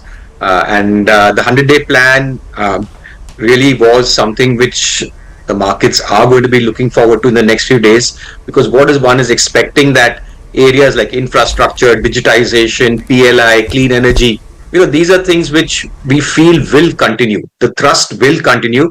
And the good part is that, even among the allies, the TDP, if you know of Chandrababu Naidu, he was a chief minister with an exceptional track record for liberalization and pushing these reforms forward. So I do think that it is very close to the PM's heart. He's been talking about it, and he does have allies which will support it. Yes, you do have partners like the JDU and Nitish who would like to take a softer hand as far as areas of political reforms or land reform go. So that's why I feel that there will be a softer touch to it. But the areas that really matter to the market, I don't think there's going to be any let up on that. I feel that will be continuing, and the government has a lot to prove. I do think that, of course, diverging from all this is one of the biggest problems is a problem of perception. That whole 400 par thing was something that backfired. Whether it was the markets when the exit poll told us 400 par, and that's what created the whole Monday euphoria, which was the cause for the Tuesday crash. Or even if you look at the numbers, I do feel that is some strategy of setting stretch targets. That narrative, in spite of continuing, you feel, not very inflated. You feel a bit deflated. But that apart, I do think that there will be continuation. The whole 100-day, 125-day agenda will continue. And I do think the markets will greet it. The sectors, as I said, which have been trending, will continue to trend. Little shuffling. But I still remain very, very optimistic about India, in the backdrop that globally also you will find markets are doing very, very well. Yes, we continue to see that even as far as global markets are concerned. Nitin Gadkari being sworn in, will he retain roads, highways, shipping is the question. Of course, what a veteran of the BJP, Nitin Gadkari winning from Nagpur again this time around, and will be part of the cabinet, one of the senior most ministers of the Modi government. And he's a man who doesn't just set targets, but he's a man who does deliver on those targets as well. And of course, the road sector has been one of the big priorities of the government, whether it is the Pradhan Mantri Gram Sadak Yojana or of course the highways program. That has gotten a fair degree of emphasis and priority. Sunil, Nitin Gadkari being sworn in, is this a theme that you continue to like? No, I think very, very clearly, I think this is one space where India has done remarkably well, in terms of creating the road network, in terms of even I think the railways, we have done phenomenally well. And I think this is one space where India has huge, I would say, room to cover.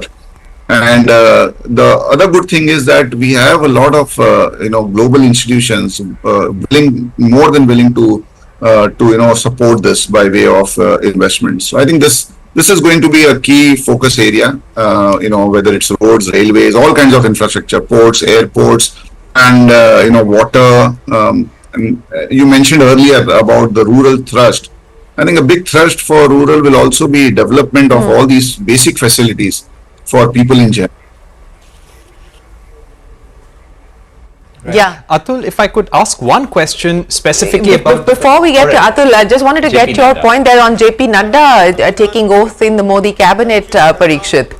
Of course, he is the BJP president. He was present in all those crucial talks, Shireen, with all the allies, and it remains to be seen if he's moving to the cabinet as a senior minister, then what happens to the post of BJP president? It will be very important now in a coalition scenario to have a BJP president who is in continuous conversation with allies. Now, my question for Atul Suri, Shireen, was about defense stocks. We had seen that strong rally in defense stocks, both the private sector and the PSU stocks in the last financial year. Do you expect, Atul, that rally in defense stocks to continue considering those ambitious targets that the government has set itself in? And how do you see the movement in auto stocks considering that there is a PLI scheme coming in which will be lower in terms of allocations, would be around 12,000 crore in total for a period of 2 years. Energy transition will be a big focus area. So how do you see companies in these three sectors? Well, I think defense is a very, very big opportunity.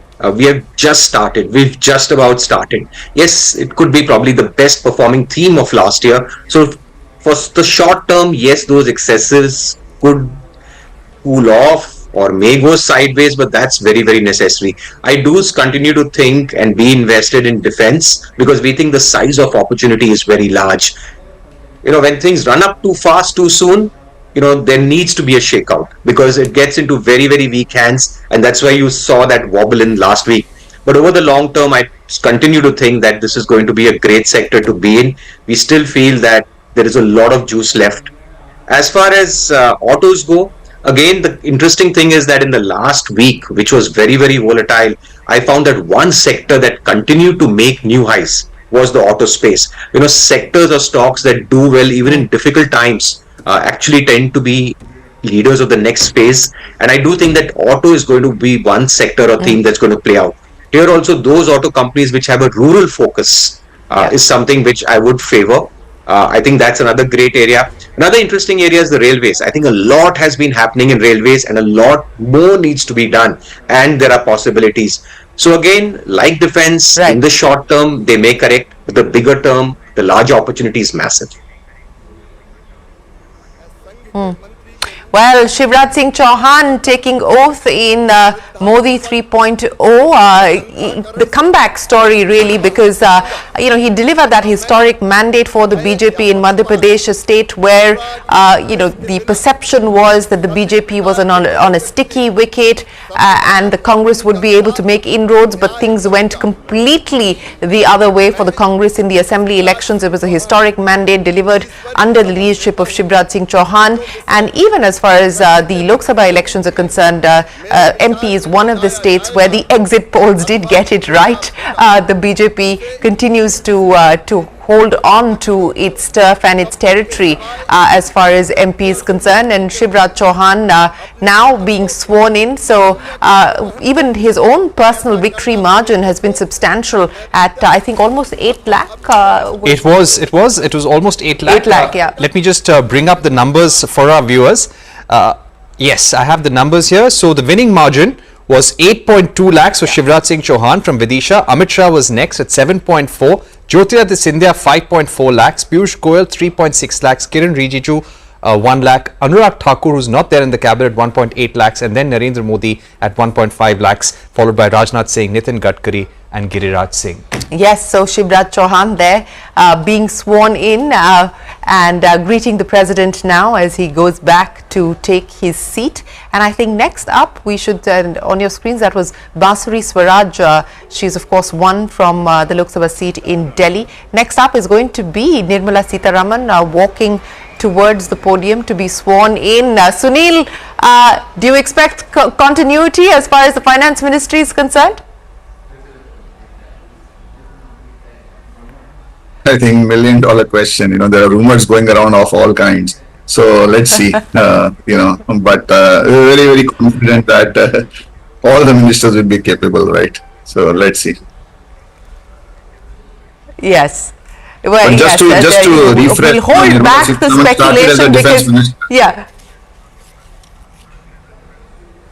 she's done the rounds, commerce, defense, corporate affairs, and of course has taken over the finance ministry from the late Arun Jaitley. So she has it's been a meteoric rise for Nirmala Sitharaman as well, from being a spokesperson of the BJP and moving to one of the senior most ministers within the Modi government. It has been a meteoric rise for Nirmala Sitharaman. Of course, the expectation was that she would fight the election this time around. That hasn't been the case. She of course continues to be a member of the Rajya Sabha, and she has a few more years as a Rajya Sabha MP. But as we said, we will hold back speculation for now, because one has realized that it is literally one man who knows in this government who is going to get what. So it is pointless to indulge in any speculation or gossip at this point in time. I should tell our viewers, Shireen, that what happens that right now we're looking at ministers being sworn in. It's usually by around 9:30 or sometimes even at 10 when there is a press statement by Rashtrapati Bhawan saying what are the portfolios that have been allocated, and then that gets uploaded on the cabinet website. Yes, so just to keep our evening going even longer. Devendra Fadnavis there, that is going to be trouble for the BJP. Maharashtra has proven to be a challenge. Things have not gone in their favor, and there's certainly going to be a lot of introspection. S. Jaishankar, the former Minister of External Affairs, taking the oaths. Will he retain the External Affairs Ministry? Are we largely likely to see a status quo? Because you continue to see a status quo as far as the faces are concerned. There are some notable inclusions and there are some notable exclusions, and of course there are the coalition partners who've been onboarded on account of the new arrangement for the NDA, with the BJP falling short of majority. But as far as the senior BJP leadership is concerned, all there in attendance being sworn in this evening. So are we likely to see a status quo in the key ministries is the crucial question. But as Parikshit said, we will probably know later this evening, later tonight. Only one thing that I can point out to our viewers, that since the last 3 days, since the results came out and the government formation happened, we've seen Jaishankar on Twitter thanking every foreign leader who has been congratulating the Indian government or the Prime Minister or him. So that does indicate continuity. It's okay. It was a caretaker government. So so let's not read too much into that. I mean, you could very well be right, but it is a caretaker government, so it was technically his job to have done that anyway. But we will have to see, and I would imagine that it will largely be status quo in the external. Especially the because they brought him in. Especially the 4 ministries on Raisina Hill, and he's at a very crucial juncture right now as far as our foreign policy goes, and looking at tensions in Europe, tensions in Middle East, and our tensions with China, you'd want some continuity there at an important position. Absolutely. So S. Jaishankar being sworn in, and of course it's going to be a long evening. We've got about 51 or 52 ministers being sworn in today? 72. 72, sorry. 72 in total. So it's a long one. And I was looking at the list. So this list definitely is much bigger than what it was in 2019.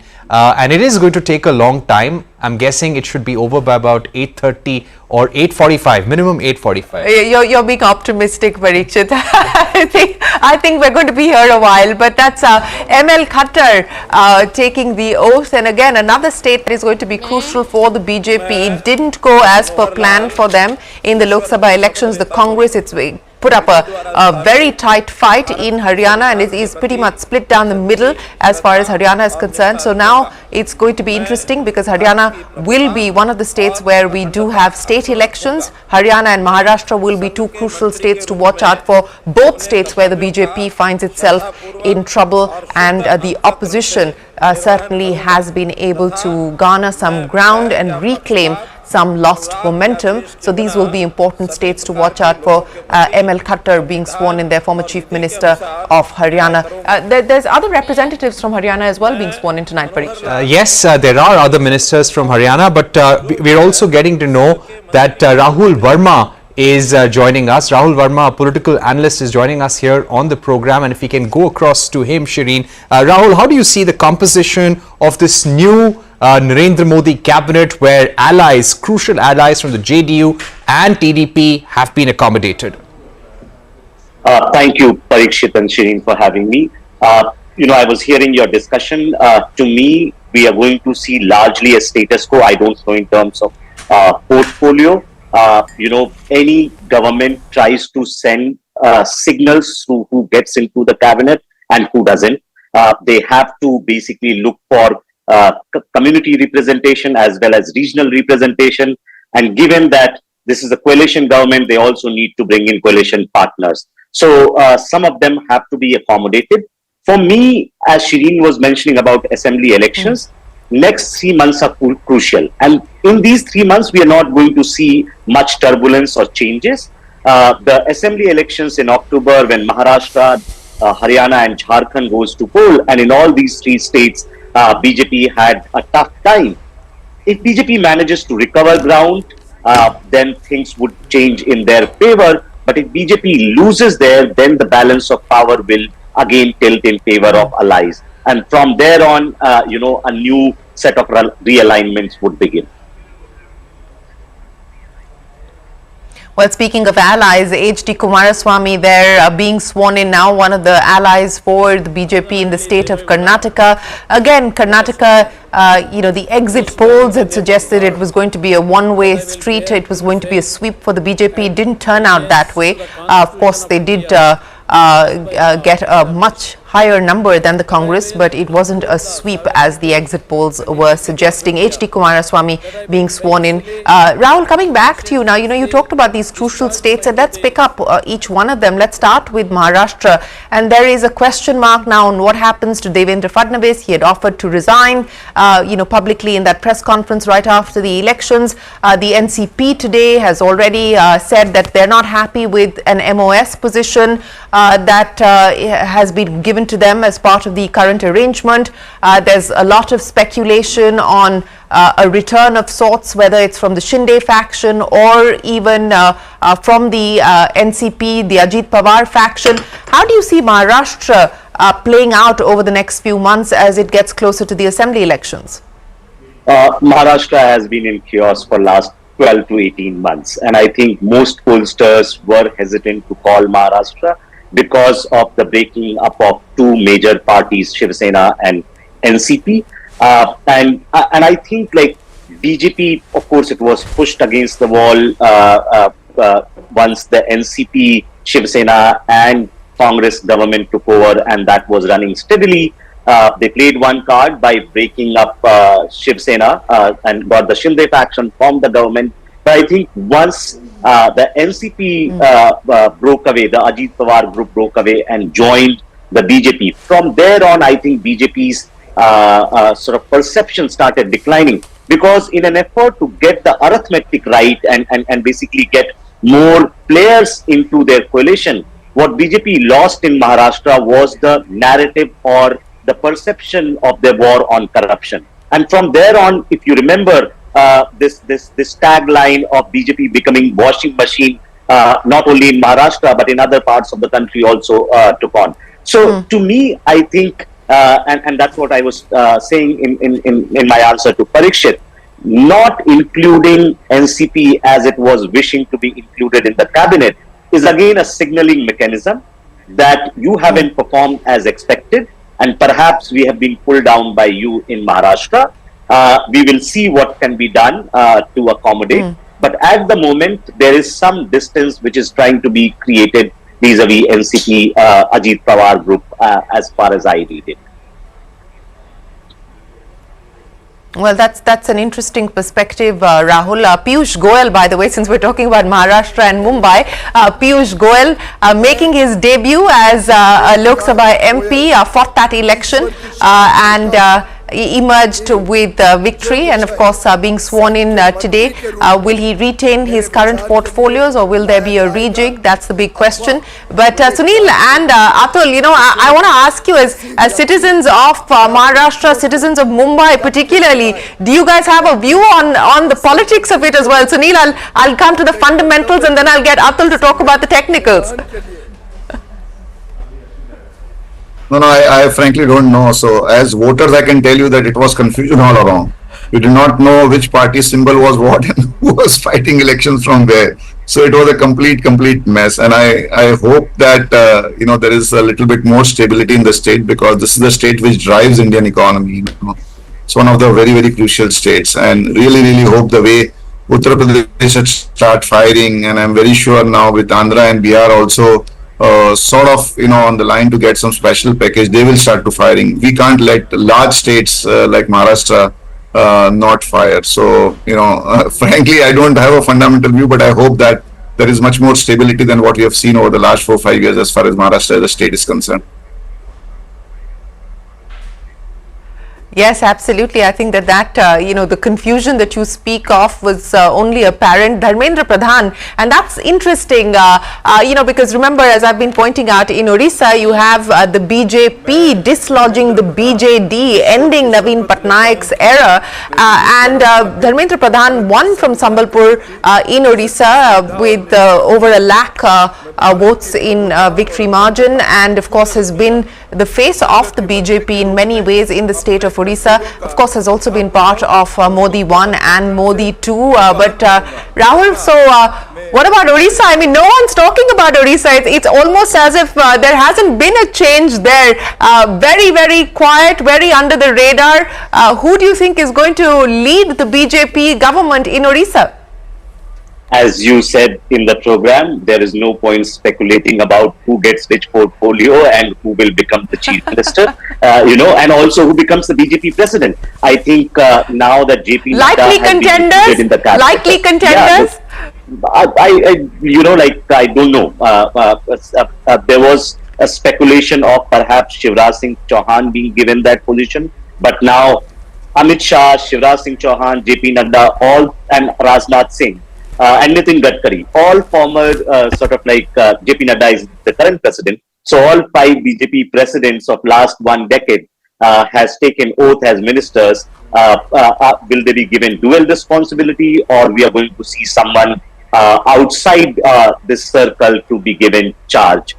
What is definitely being speculated, that whoever will be given charge of BJP presidency, the likelihood of that person being closer to the RSS is higher, given that, you know, like weak performance of BJP in some states organizationally. I think there are a lot of conversations that perhaps the kind of mobilization BJP had done in the past did not happen in this election. And I think so we'll see that change there. Similarly, in Odisha, the Dharmendra Pradhan was being considered, or at least his name was doing rounds. Now he's in the ministry, so we definitely know he will not be the chief minister of Odisha. There are other names, like I think Biju Panda's name was doing rounds, but he's too new to the BJP, and especially if there is a leadership within the BJP at the state level, it's a historic win as far as Lok Sabha elections are considered. They've got 20 seats there. Vidhan Sabha, you know, like the vote percentage was very close between Biju Janata Dal and BJP. In fact, Biju Janata Dal had a slightly higher vote share, but first past post the system playing its role and giving higher number of seats to Odisha. So in that sense, the Eastern Corridor or Bay of Bengal coast has been very kind to BJP in some senses, giving them a new foothold at a time when they had difficulty in their core states of Northwest. Yes, it certainly has aided them, and you know, the expectation was that that whatever little bit that they would have lost, and of course the exit polls didn't seem to suggest that they would lose anything at all, but whatever they would have lost would have been made up in states like West Bengal, etc. And of course it didn't turn out that way. But Jitin Manjhi taking oath at this point in time, and we are of course progressing through the course of the evening as various ministers are being sworn in. Atul, come Monday morning, what's the expectation? Gap up opening? Oh no, I wouldn't even hazard a guess. After the week that went by, Shireen, we've had like alternating days and massively alternating days. So I wouldn't really guess the market. I think it's a cautionary lesson for everyone. It's a cautionary lesson for everyone. Market experts, political experts. I mean, I think everyone has to be much more measured in making forecasts and predictions. Absolutely. And not only was it the index, even the narrative. On Monday, everybody wanted to buy Adani stocks and PSUs. On Tuesdays, nobody wanted in the portfolio. On Wednesday, you wanted FMCG. On Thursday, you wanted something else. On Friday, you wanted IT. So not only did the index change, even the sectors change. So for me, I guess it was almost like a lot of time compressed into a week. I don't want to guess what's going to happen Monday morning or even Tuesday for that matter. I don't blame you, Atul. Parikshit. Shireen, my question to Sunil. Now, as we are seeing this cabinet, it's a mix of experience, some experienced hands from the allies, from the government. There is some continuity. You're seeing a lot of newcomers as well. But what would the markets be expecting in terms of the lessons from this election? Yes, there are political lessons, Sunil, but in terms of policy, in terms of core cost of doing business, cost of opening and closing businesses in India, what kind of lessons hope you think would be addressed with this election? One thing which a lot of ratings agencies had praised after the interim budget was a focus on fiscal prudence. In fact, the BJP manifesto also said that our focus on fiscal prudence and fiscal consolidation will continue. So do you feel that the budget must continue in that direction, considering there are coalition pressures and there are a lot of state elections, including Maharashtra and Haryana, also Delhi next year? So, I think one thing which is very good is that over the last few years, even despite having multiple coalition governments, I think the narrative and the thought has been very consistent, both in terms of fiscal prudence as well as in terms of growth of the economy. Now the whole constituent of the voters itself has changed. You have so many voters who are connected with the equity markets. There are 14 crore demat accounts. You also have so many youngsters, and they are more bothered about jobs and the economy doing well. The other thing is that the fiscal position of India is pretty good. You have GDP growth, which is trending upwards of 7.5–8%. You have tax collection, which are very, very robust.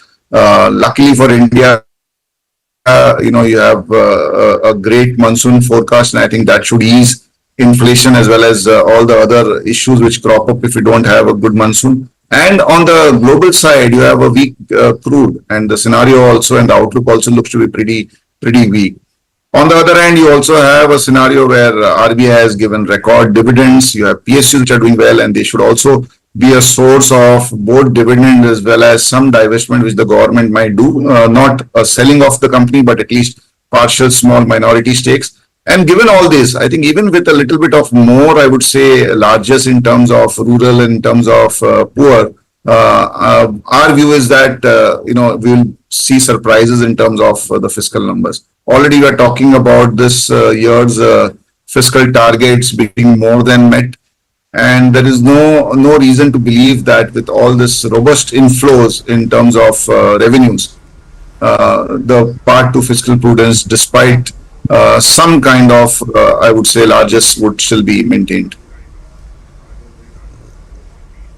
I have to agree. I think that's a fair assessment, Sunil, and I do believe that this fear of, walking away from the path of fiscal consolidation is overdone. I think that, as Rahul was also pointing out, and Atul was also alluding to that as well. I mean, the good thing is that you have the TDP as the second largest party within this coalition. Chandrababu Naidu, remember, is the original CEO, chief minister. He was the original reformer. He was the man who decided to take India to Davos and court foreign investors. So I think this there is an exaggerated fear that suddenly there's going to be sort of populist measures and populism being prioritized over everything else. I think we should temper those expectations. That is not the nature of how things have been, not just in the last 10 years, but I think, as Rahul also pointed out, there has been a continuity irrespective of which government has been in office, largely or broadly, as far as economic policy is concerned. But Rahul, I want to come back to you now, address some of those crucial states, and we discussed Maharashtra, but let's also talk about Haryana. I mean, ML Khattar was just sworn in a couple of moments ago, and again, the expectation was that it would be the BJP in a very strong position in Haryana, but it was split right down the middle. I mean, for Dipinder Hooda, for instance, it's a strong comeback, and the Congress will hope that they will be able to build on this momentum as Haryana goes to the polls. True. See, I think there are a couple of things happening at a social level. Haryana is also part of the areas that were affected by farmers' protest. What we saw in 2024 elections happening, that the Jats, which are the core or the dominant force of Haryana politics, in some ways there were two parties largely coming out of INLD, Devilal Chautala family. So Om Prakash Chautala and his one son had one party, and the other was held by the other son, and Dushyant, who was part of the cabinet 2 or 3 months back. He decided to part ways with BJP, and what we saw in this election, that both factions of INLD, which used to mobilize Jats, collapsed, and it seems that Congress has been able to consolidate the dominant community behind themselves. So going forward in Haryana, BJP will have a tough time. There's 10 years of anti-incumbency. The politics in Haryana, as the BJP tried to enter in this sort of political market where it wasn't present before 2014, has been a contest between the dominant Jat community and non-dominant communities. And BJP has tried to stitch that coalition. So you saw Khattar now moving to the center. You have Mr. Saini as the chief minister, and then you might also get Rao Inderjeet Singh, who was also part of the previous cabinet, as part of this cabinet as well. So I think that social coalition of BJP in terms of representation at the cabinet level and chief minister level is going to continue, but Haryana will be a tough state for BJP in a couple of months.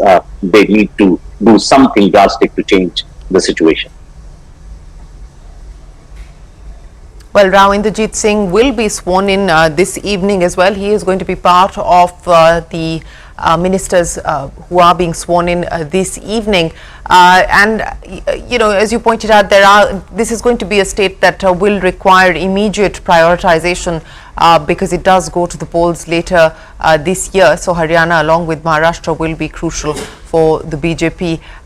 Chandrababu Naidu smiling, and that is because you are now seeing the swearing in of the TDP ministers who are being sworn in. So they have one cabinet berth and one MOS. And one MOS position as of now. We don't know whether there is going to be an expansion. KC Tyagi did seem to suggest to us in an interview that there was likely to be an expansion post the budget, but one will have to wait to see whether we go beyond the 72 that are being sworn in. So Ram Mohan Naidu is 36 years old, yeah, and Mr. Pemasani is 48.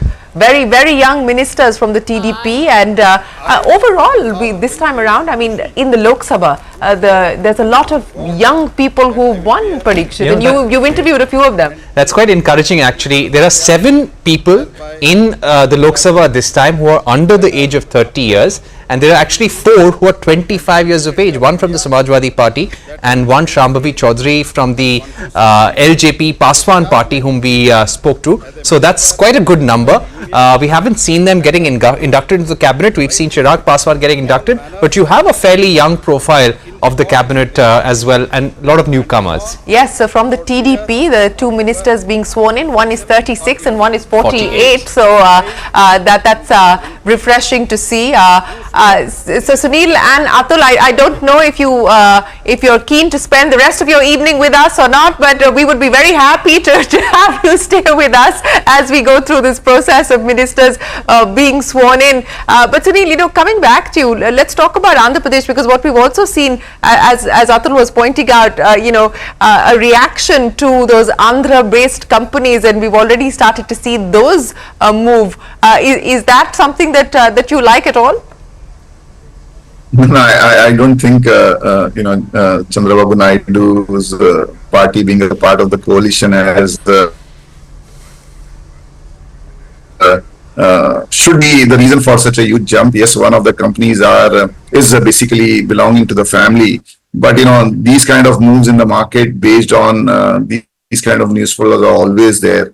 So I don't know. I don't think any fundamental reason of them changing. The only thing which can happen, obviously, is that Andhra Pradesh over the last 10 years has been suffering a little bit in terms of development. Chandrababu Naidu is renowned for its pro-development, pro-progressive kind of a stance. Maybe there will be a new capital, Amravati, which was a favorite, which would be made. So there would be some companies which would benefit out of what would happen. But I don't think that there is any logical reason for companies to move up 30, 40, 50% just because, he's a part of the government. Atul, are you still looking for logic after the week that we've gone through? No, as I said that, every few years you have a week which you remember many years. And the last time such a week happened was in the COVID week. So this also is a week which everyone will have their story. I have my story also for this week.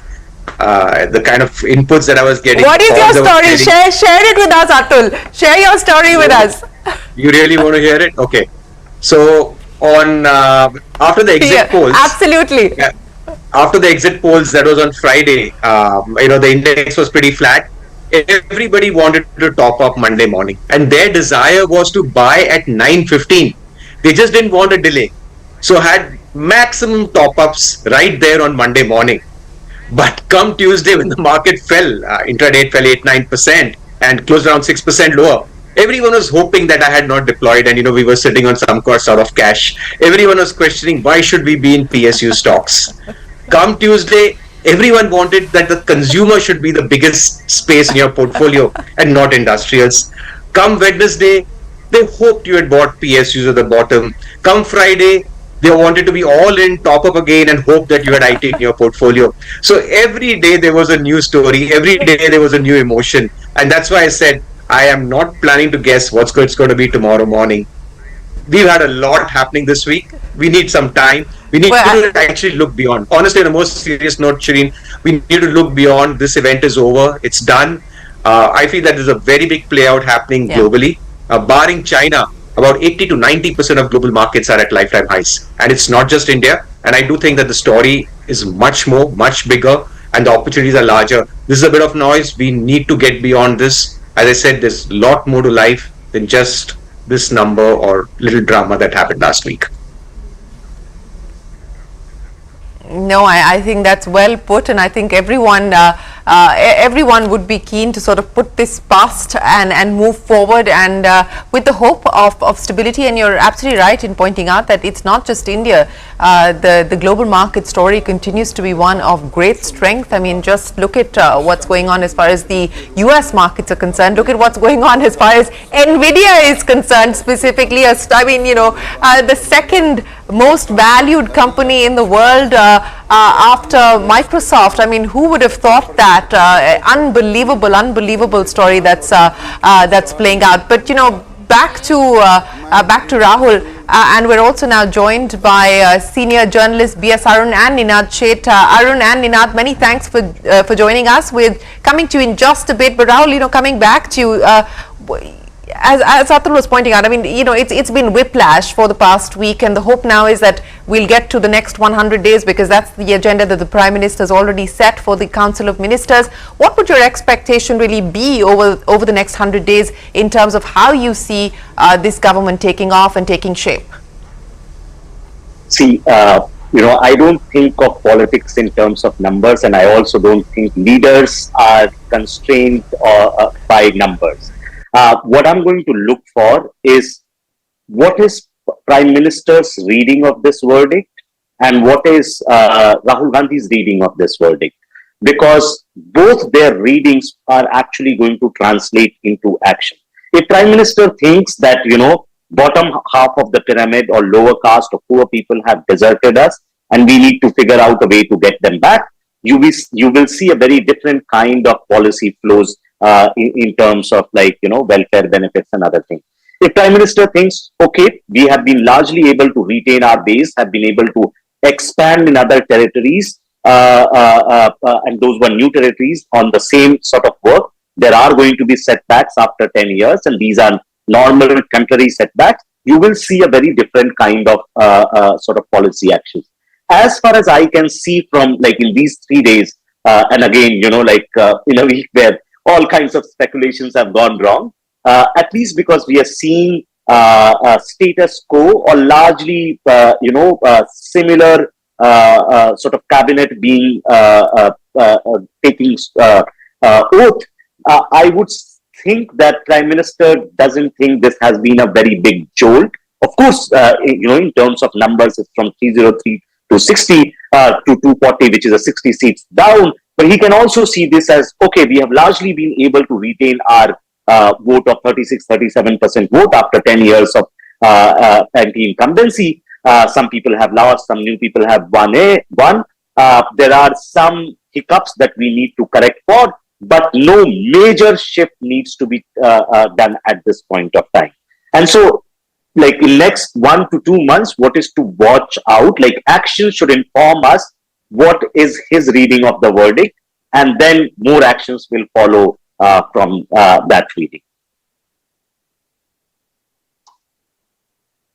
Point that you make, what will be the introspection, what will be the post-mortem of this verdict that the BJP, what does it intend to take away from this? Ashwini Vaishnav, by the way, being sworn in, will he continue to retain telecom and IT and railway? Remember, large portfolios there being given to Ashwini Vaishnav, and apparently JDU has been asking for the railways. Yes, that has been the legacy of the JDU. And you've got 3 ministers from Odisha. You've got Jual Oram, Ashwini Vaishnav and Dharmendra Pradhan. That's right. So 3 ministers from Odisha this time. And Jyotiraditya Scindia now, who was the aviation minister, thankfully winning Guna. Last time he had lost from Guna in 2019. Yes, Jyotiraditya Scindia being sworn in, and will he hold on to civil aviation? And he had steel as well. He had steel. So we will have to wait to see whether those 2 crucial ministries will continue to be with Scindia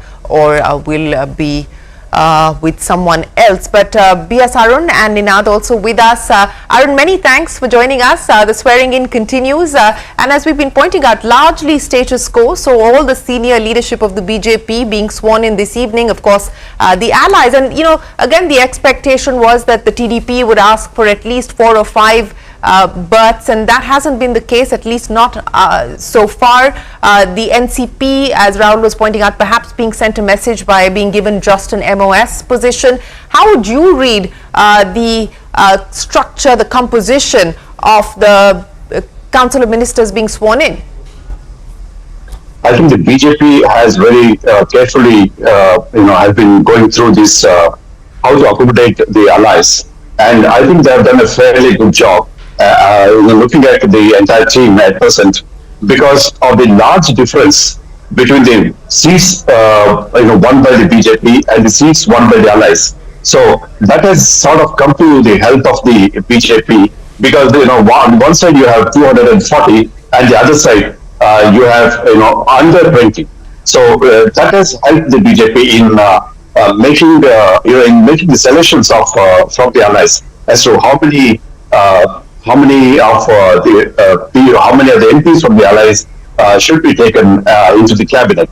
I don't know exact formula, what the formula they have adopted in thrashing out the numbers, but then it looks like not many major ministries would be given to the allies, and they will continue to be with the BJP. Of course, the four major, apart from the four major portfolios, there are other ministries which the BJP would like to keep for itself. Say, for example, education, IT, information and broadcasting. I don't think these ministries would be going to the allies. But since we have some very powerful allies like Chandrababu Naidu and Nitish Kumar, besides a couple of others, I think they will demand some of the ministries like maybe agriculture, maybe rural development, and infrastructure ministries like railways and highways. Maybe BJP will have to give out some of these ministries to them. In addition, you have been mentioning about many of the ministries being held by people like Vaishnav and others like Mr. Puri. I think those ministries will now be going to the allies. One person won't be holding more than one ministry. At the same time, allies say, for example, in Karnataka and Andhra Pradesh, they were demanding, or they were at least expecting, some of the ministries like agriculture. I don't know whether that will come to them. But then I think all these issues will be sorted out amicably, because after a long time, BJP would be having to play around with the allies, and they would be careful in ensuring that the allies won't get disheartened, or allies won't get won't be annoyed by the allocations of the ministries. Right. Right. In the state of Karnataka, the Congress won 9. So the BJP and JDS tally, the overall NDA tally, B.S. Arun, had come down. Ninad Seth, what are some of the course corrections do you think the BJP and the NDA need to make in states like Karnataka and Maharashtra? We have seen the likes of Shobha Karandlaje, H.D. Kumaraswamy being inducted into the cabinet. Any course corrections that you see that are needed immediately in Karnataka and maybe even faster in Maharashtra, because the state is going to go to polls? In fact, even in UP, I mean, it's only a couple of years away, 1.5 years or so away. I think what you see here is a course correction from the BJP. The ship has survived the storm and now it's steadying course. So the first thing that I would like to say is that last time there were, I think, 80 ministers and now there are 72. So that leaves scope for expansion going forward. As for the course correction in the states, as you can see, a lot of states people have been given now ministries. One has to bear in mind that Narendra Modi and BJP have a style where they do course correct. This is not a party which ever sits on its laurels for too long. I foresee two very major changes coming. I think first is the perception that neither the Shiv Sena, which has won, nor the Congress are known for great governance. So there is a chance of nurturing those constituencies and coming back later in the state elections. I also see that hard ball has been played by Narendra Modi. I don't think the demands of the allies have been met even halfway. They have been given one each. I think ministries such as railways may actually go to the allies. But beyond that, I think continuity is the message from these visuals. Continuity of course, continuity perhaps even of the reforms coming in. I think these are very reassuring visuals, and it seems to assert in the short run at least that BJP sees this as business as usual. Well, the BJP is likely to see this as business as usual. Is that going to be the big takeaway for the party? That's the big question. The second woman MP to be sworn in as a minister this evening. So we saw Nirmala Sitharaman being sworn in, and that is the second woman to be sworn in as part of the Modi cabinet. But Arun, you know, back to you, and as Ninad said, let's talk about UP as well, and of course Yogi Adityanath there present at Rashtrapati Bhawan, and we are given to understand that he did hold a meeting of his ministers etc. in UP. The resilience and the return of Akhilesh Yadav and the Samajwadi Party in UP and what that means now potentially as far as the state politics is concerned, even though there is a significant amount of time before we actually get to the UP elections. But, you know, the message that you believe the BJP will take away from the mandate that has been delivered by the people of UP. I think in one state that the BJP will have to look very, very seriously to set right things is Uttar Pradesh. The major reason for this, BJP not getting even getting just about half of what they got last time was the alliance between the Samajwadi Party and the Congress, and this alliance has given a rude shock to the BJP, which was not expecting this kind of a result. And the Samajwadi Party has come as the #1 party in UP, and BJP is only #2. There are many things which need to be set right. I think the BJP top brass will sit down immediately, because BJP is one party that is known to, oil its election machinery almost every day. So they won't be keeping quiet. I think they will get into action immediately after settling down in Delhi. And there are many things that need to be, thrashed out. The major thing is to convince convince its voters, convince its karyakartas as to what BJP stands for and how these issues need to be implemented. Say, for example, Faizabad, where Ayodhya is situated. I think the party failed to take care of those who were affected by the development programs. The inauguration of the temple was a huge success, no doubt about that. But then the problems that it caused to the common man in the way of, say, VIP securities, VIP protocols, and perhaps the improper compensation given to the affected people. I think all this, besides the deft caste configuration that the opposition parties ironed out. So I think these issues became very prominent, not just in Ayodhya and even in other constituencies, which led to the defeat of BJP. I think the BJP will sit together, the top leaders will sit together immediately and thrash out plans, to ensure that those gaps will be filled. Yeah. Kiran Rijiju being sworn in, and there you have Hardeep Puri returning to the cabinet. Remember, Hardeep Puri was the oil and gas minister and also held the urban development ministry. So will Hardeep Puri retain one, both, or see a change is the question. But we've got with us Sangeeta Reddy, joint managing director at Apollo Hospitals, and Smita Gupta, associate director at the Hindu, with us. Sangeeta and Smita, many thanks for joining us. Sangeeta, I believe you were at the swearing-in ceremony, so thank you very much for joining us. We now have the composition. We don't have portfolios yet. That suspense continues. But what is the expectation that industry has now that this event is past us and we've got the next big one, the budget, coming up?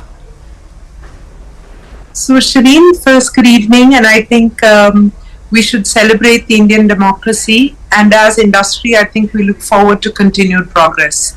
The gains we've made on the global stage, the economic growth and the pace at which we're going, the fact that the world continues to look to us to help the entire global pace of development, that I think is the primary thing. So let the growth agenda continue would be point number one.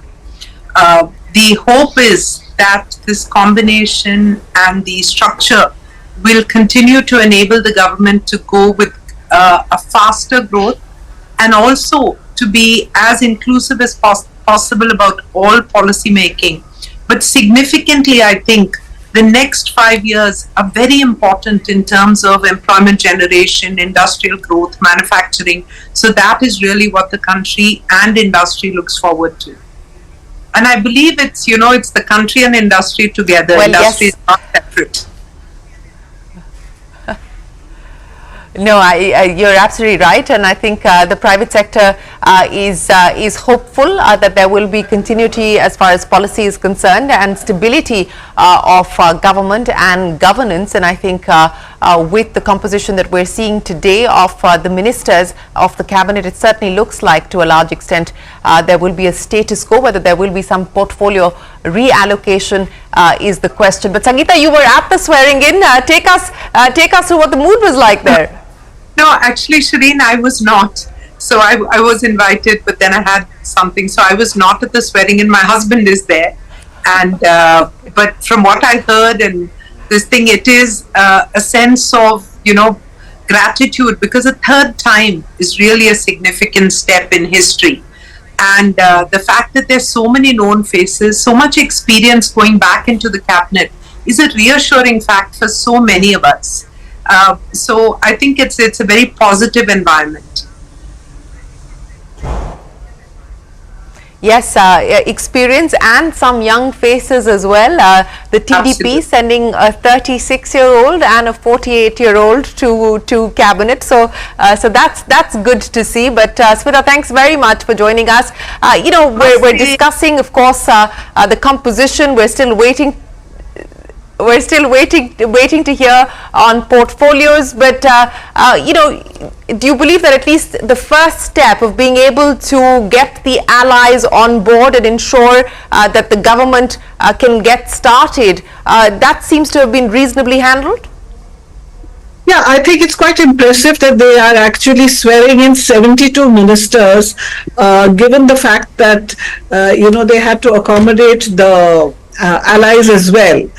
However, I would like to say that even though this is the third term for Mr. Modi, because the nature of this government will be very different from the previous two, in the sense that it is a coalition government at the end of the day, and even though Mr. Chandrababu and Naidu and Mr. Nitish Kumar, the two main allies, have been accommodating, in the days to come, there will be some points of friction when it comes to the two states demanding things that perhaps the center may not be able to give or may not be willing to give. Secondly, I think within the BJP, there will be some churn. For instance, in the first two governments of the BJP, led by Mr. Narendra Modi, Mr. Modi and Mr. Amit Shah pretty much, decided much of what happened, whether in terms of policy, in terms of selection of candidate, whether it was government or whether it was party. Mr. JP Nadda may have been the president of the party, but I traveled in UP and everybody was talking about how it was Mr. Amit Shah and Mr. Modi who had selected the candidates. So I think there will have to be a little more democratization, if that is the right word here, within the party itself. So you will see that Mr. Rajnath Singh he has been number 2 right from the first government. Mr. Nitin Gadkari is at number 4. So I think Mr. Modi and Mr. Amit Shah will have to consult Mr. Rajnath Singh and Mr. Gadkari far more than they have in the first two governments. So I think you will see that increased If we were to ask you about... If we were to ask you about the post of BJP president, with JP Nadda now moving to the cabinet, moving back to the cabinet in NDA 3.0, how important do you think will be the role of the BJP president going forward, considering that the BJP has to regain lost ground in states like Uttar Pradesh, Maharashtra, Karnataka? They lost one seat in Gujarat as well, even Rajasthan. If Mr. Modi and Mr. Shah have read these elections correctly, they will ensure that there is a greater process of consultation when it comes to selecting the president of the BJP, and that president will have to be given more powers.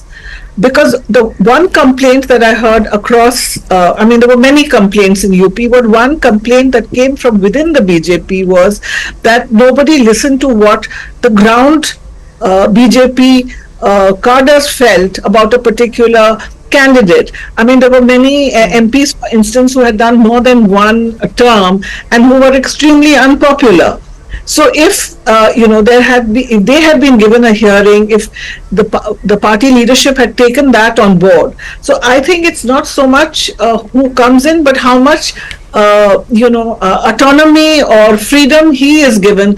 It cannot be all decided by two people. It is not possible. However much they may work 24/7, but it's not possible to run a government in a country size of India with its numerous problems, whether it relates to the economy, whether it relates to foreign policy, as well as run the party. They had they have had a very, very good run, and it is impressive that they have won a third term, even if they have not secured that majority. So I think that it is important for the BJP to learn those lessons of widening the process of consultation within the government and as well as within the party. Yes, we were just speaking with Mr. R. Balasubramaniam, the author of a book on the Prime Minister called The Power Within, and his reading was that, the Prime Minister is a man of the moment, and he will read this election result as one where he will need to adapt his style as well, as you pointed out. I mean, while we heard from the Prime Minister as well as Rajnath Singh, etc., saying that look, it was an NDA government in the last 10 years, and it continues to be an NDA government. The fact of the matter is that it's a very different story. The BJP enjoyed majority. The BJP does not enjoy majority today. So it is a very different NDA government. And even though Rajnath Singh said that coalition is not a compulsion for us, it certainly is. I mean, they could not have formed government without the support of the allies this time around, and that is something that they will have to be mindful of. Ninad, to Smita's point, that it really has been a centralized power structure. It has been a centralized way of operations as well. Now, as it is for the first time in 10 years, a true coalition government, it was really the Prime Minister. The Prime Minister was the calling card. The Prime Minister was the face of the government. The Prime Minister was the face virtually of every scheme that the government announced and so on and so forth. Do you see a visible change likely in just the messaging as well on that front? Certainly, I think that BJP, or any political party, the job of a political party is to be a funnel, a funnel which works from the grassroots and takes the messages up the value chain. And this is not, unlike many other family parties, this is not sort of a fiefdom. There is also the role of the RSS. There is also the role of feedback mechanisms. There is no question that Prime Minister's, personality was front and center for the first 10 years, and it was working. I do see a tweak happening where there will be, especially in the political part of it, the political party part of it, in the the party president part of it, much more leeway for the party president, much more feedback mechanisms. I do not see that changing, however, in the policy part of it. I do believe that the Prime Minister will be running this government, running the show in the policy parameters, setting up the parameters, as was in fact done just before the election results came. He had sat down with a list of things that will be done. I personally think that this difference is very important going forward, that the political party will have more leeway, but the Prime Minister will still be front and center as far as policy making is concerned going forward in the government formation. Right. B.S. Arun, if we were to ask you about the state of Tamil Nadu, where Shireen, there was a major project that they had undertaken. They were hoping to win anything between 0 to 3 states, but that was completely swept by DMK and the Congress alliance. Yeah. The BJP could not make headway. There was a lot of focus on K. Annamalai. In fact, he had been called to town, but did not get a call to be at the Prime Minister's residence or for the swearing-in ceremony. He's definitely not been inducted into the cabinet, at least in this phase of 72 ministers. But L. Murugan has been retained. Now, L. Murugan was a Rajya Sabha MP from Tamil Nadu. He was the Minister of State for INB.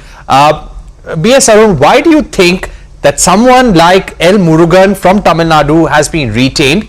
Tamil Nadu, a very crucial long-term project for the BJP, but not K. Annamalai, who was the face of the party in the state, the BJP chief for the state. Murugan is the Dalit face. And, Dalits are an important factor in Tamil Nadu. And BJP obviously, wants to give representation to the Dalits in that state. I think that is one reason why Murugan has been selected. Why not Annamalai? I think Annamalai may have himself given up the minister's post. He may have been offered, we don't know.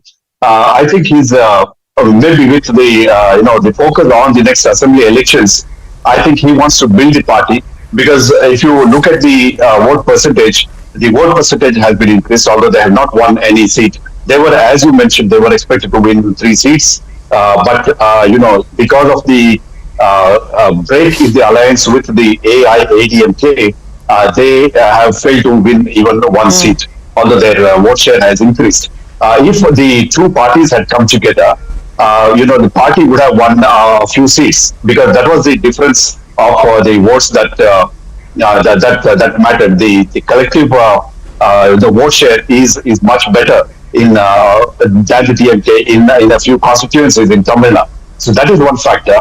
And the second factor is, I think the party Annamalai wants to build the party in the light of the assembly elections, because the primary focus of the BJP had always been the assembly and not the Lok Sabha elections, because they knew that it would be difficult even to win a seat, because they were the only party and a couple of very minor parties with Azad allies. So with this strength, they perhaps felt that it would be difficult to win a parliament seat, but then it won't be so difficult to win the assembly seat, and I think they will go. They will try their best to build the party at the grassroots level as far as the assembly is concerned. Yes, I think that seems to be the situation there as far as Tamil Nadu is concerned, which is why even in a state like Odisha, you finally saw that they decided to go it alone, the BJP. But Smita, coming back to you, and we just saw Jitendra Singh being inducted, so I think we're now getting through the ministers of state with independent charge, and then we will start to see the ministers of state being inducted. Arjun Ram Meghwal, the former Minister of State for Finance, being sworn in at this point in time. So representing Rajasthan, Mr. Meghwal is being sworn in. Smita, coming back to you, I would imagine that given the fact that this is a coalition that is going to test waters to start with, the contentious issues, things like one nation, one poll, etc., which is something that the BJP had put down in its manifesto, had spoken about it as being one of the top priorities that they intended to take forward. The committee submitting its report as well, and the view clearly was that, including from comments that the Prime Minister made through the course of the election campaign, that was going to be something that they would push ahead with. Do you think those are going to now be on the back burner? I think given the way the portfolios are going to be distributed in this government, this government will still try to push forward its own agenda. I'll just give you, just explain what I'm trying to say. If you take the Union Cabinet, it is already known that the top 4 jobs, Home, Defence, Finance and Foreign Affairs, are going to be with the BJP. In addition, the Parliamentary Affairs Minister, the Education and the Culture Ministries, where we can see the BJP trying to push its ideology through. It wants to keep education and culture with it. It wants to keep information and broadcasting, which means whatever propaganda. So given the way they're not even giving the Lok Sabha Speaker's job to the Telugu Desam, because that was the only real demand of the Telugu Desam, apart from its demands for a package for the state and so on. But at the center, the real demand the Telugu Desam had was that it wanted the Lok Sabha Speaker's job, which the BJP has firmly turned down. So given that it wants to control the main policy issues, the outreach of the government through the INB ministry, the culture and education, as well as the top 4 portfolios, as I mentioned, I would think that they will still try to push it. Now we have to see how far Nitish Kumar as well as Chandrababu Naidu push back. Somehow I get the sense that Mr. Nitish Kumar is really in the winter of his career, and the way the body language that he demonstrated yesterday doesn't suggest that he's really going to push back. Chandrababu Naidu, of course, is a different kettle of fish, and I think if he feels that it's going to damage his standing with the minority community in Andhra Pradesh, he will certainly push back, and he's on a much stronger footing because though the BJP will be part of his government, he's the one who calls the shots there. Whereas Mr. Nitish Kumar in Bihar, he may be the chief minister, but the fact is that the only friend that he had in the BJP, Mr. Sushil Modi, for decades, from the time they were in college, is no more. And the rest of the BJP in Bihar will be waiting to, get their claws into him. He is not, he's not really as strong as we think he is. So this is something that we'll have to watch with great interest. But I would imagine that initially the BJP government will not try to bring up these issues. They will let a few months go, but I cannot see Mr. Modi giving up on the BJP's agenda, because he would like to complete what he started out with. He's abrogated Article 370. He has built the Ram Temple. So now the Common Civil Code remains one nation, one leader, etc. This has also been on their, list of things to do. So I'm sure he will push it, but perhaps he will wait till this government kind of settles down. Yeah. Absolutely, till it finds its feet. That's Jayan Chaudhary being sworn in as part of the Modi cabinet. So this is going to be an interesting one to also watch, an interesting development that took place Total just of 9 before, ministers from just UP, before the Shireen. election. Yes. Total of 9 ministers from UP, Shireen, and of course he will be a crucial one as far as the politics of UP goes, and important for revival of the party and regaining of lost ground in UP as well. Yes, Jitin Prasad will be the other young face that will be sworn in, or younger face that will be sworn in from Pilibhit. Of course, again new to the BJP, but will be part of the Modi cabinet that is being sworn in. Speaking of UP, Yogi Adityanath, there on your screens, the visuals of him watching the swearing-in ceremony. Ninad, on balance, what would you think is the read, as Smita was pointing out, what do you see as being the read from this mandate, from this election for the BJP and its top leadership? I think the read is that, you have to listen beyond the Prime Minister's personality, but has to also remember that, while numbers matter, while mandates matter, while a lot of reading goes into it, there is a legacy issue here. The Prime Minister wants to leave a legacy. And, personalities should never be underestimated in politics. I believe that the third term underwrites the Prime Minister's legacy. And how will that legacy translate beyond numbers? What are the challenges? Certainly we know the challenges. This is a minority government, no doubt about it. But, there have been many instances in the past, just in Indian history and world history, where legacy, personality, and the force of the personality also matter as much as numbers. So to me, that is, I think, a very positive part of this mandate, which will translate into, like I said, a political party will course select. There will be efforts on the ground to get, more representation for castes other than the Rajputs and the OBCs.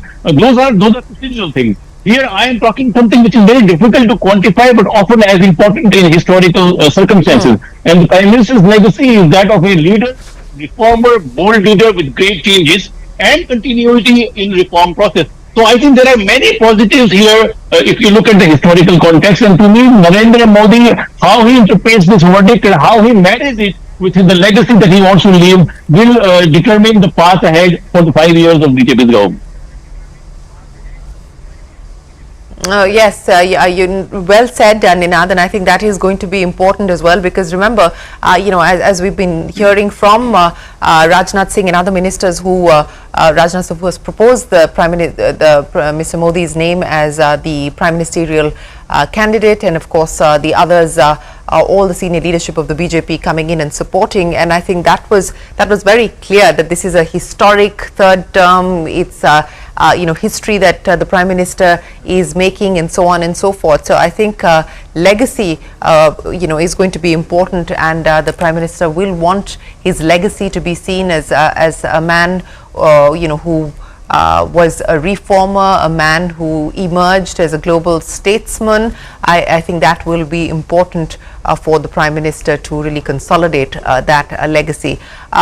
We just saw shots of Shah Rukh Khan and Mukesh Ambani watching the swearing-in ceremony as well here in the capital. It's hot in Delhi, a very long evening and a very hot evening, but about 8,000 odd people in attendance watching the Modi cabinet being sworn in. Arun, any Shivraj Chauhan, and we were discussing that, perhaps one of the most notable inclusions this time around, post the MP election, the man was virtually in political wilderness, even after having delivered that historic mandate, and now making his presence felt in the Modi cabinet. Yes, Sharif, I'll just come to that in a minute, but allow me to point out, this fact. I think there are only 3 women who will be sworn in or who have been sworn in today. I think that's a very low number for a ministry of this size. And remember, women are equal. I agree with you completely. Yes. And in many states, women outnumbered men as the voters. And I'm sure most of them or many of them have voted for the BJP in large numbers. And I think to recognize that, I think more number of women should have been taken for this ministry, and I hope this will be correct. Course correction will be done maybe in the next expansion. So, having said that, as far as Shivraj Singh Chauhan or Mamaji is concerned, I think this induction is a moral booster for him as well as the party cadres in Madhya Pradesh. It was a historic, mandate for him.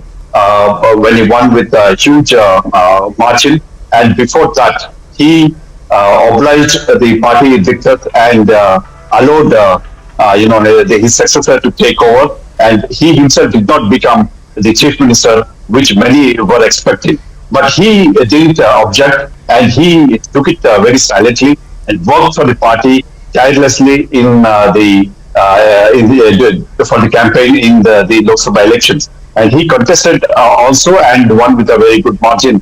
And that has now catapulted him into the union ministry for the second time. I believe it is second time. I think he was minister once before he became the chief minister.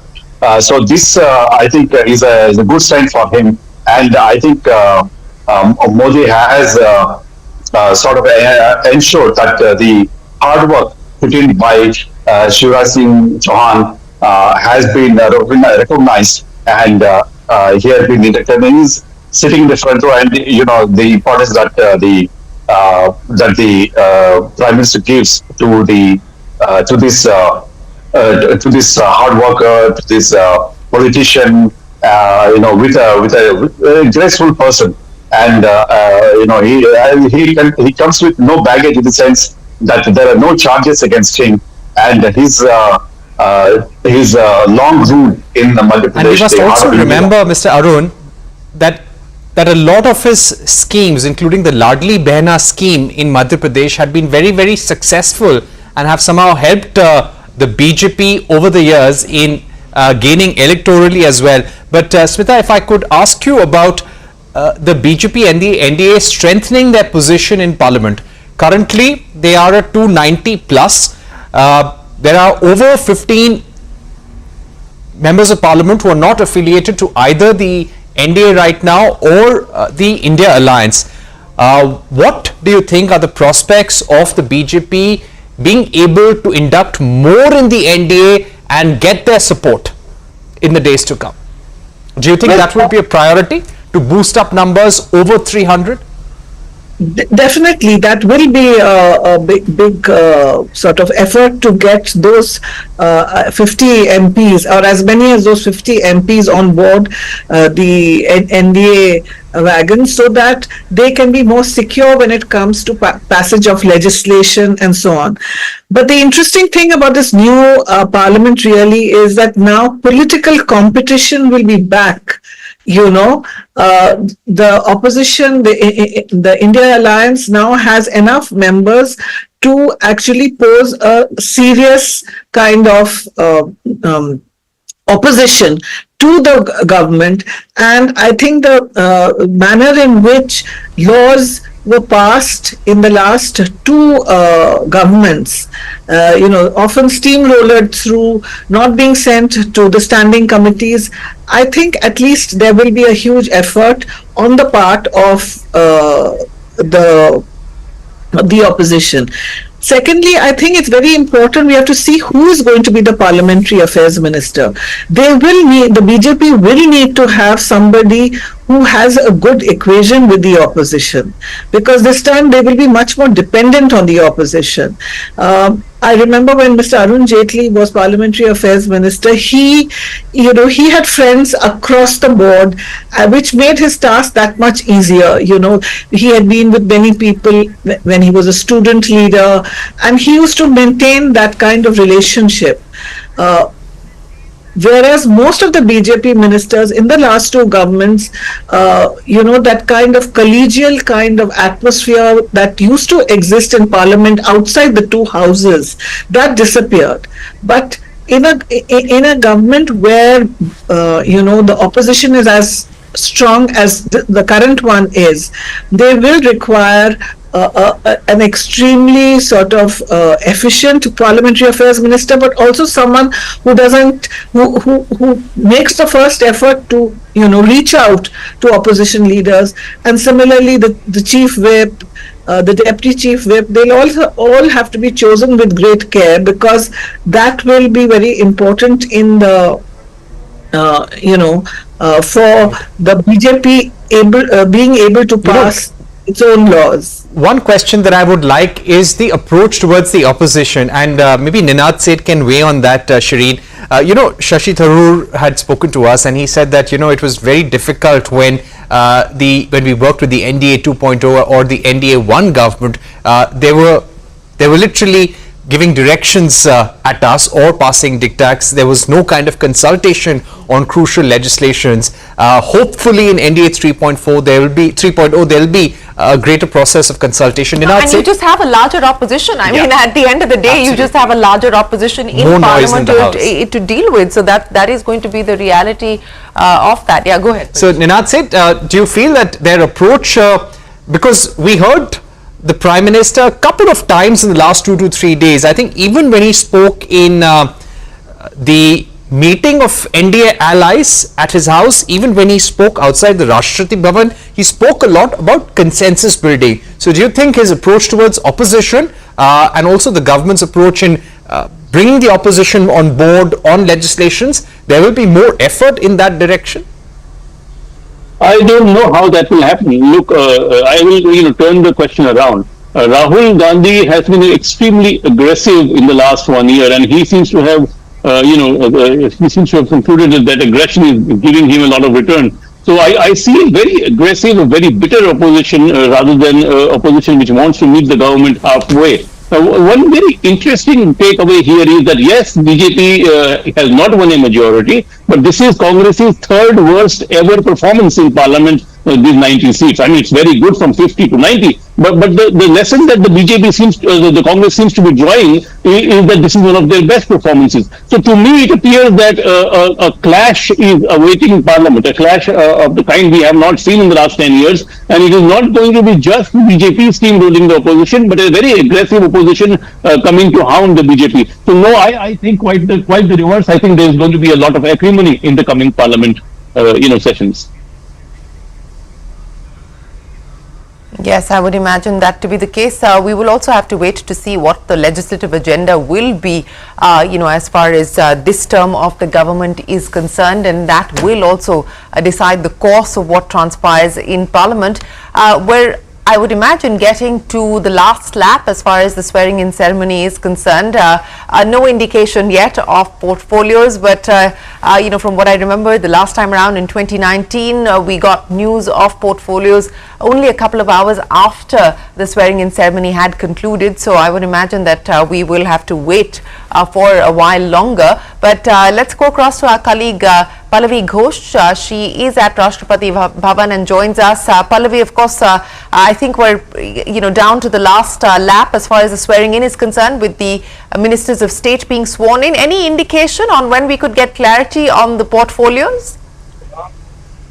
I think there's just a couple of more names to be given oath to, but if you go by normal practice, what really happens is that once the swearing in is over, once the dinner is taking place, the Rashtrapati Bhawan come out with a communique where late into a night they could do a distribution of the portfolio.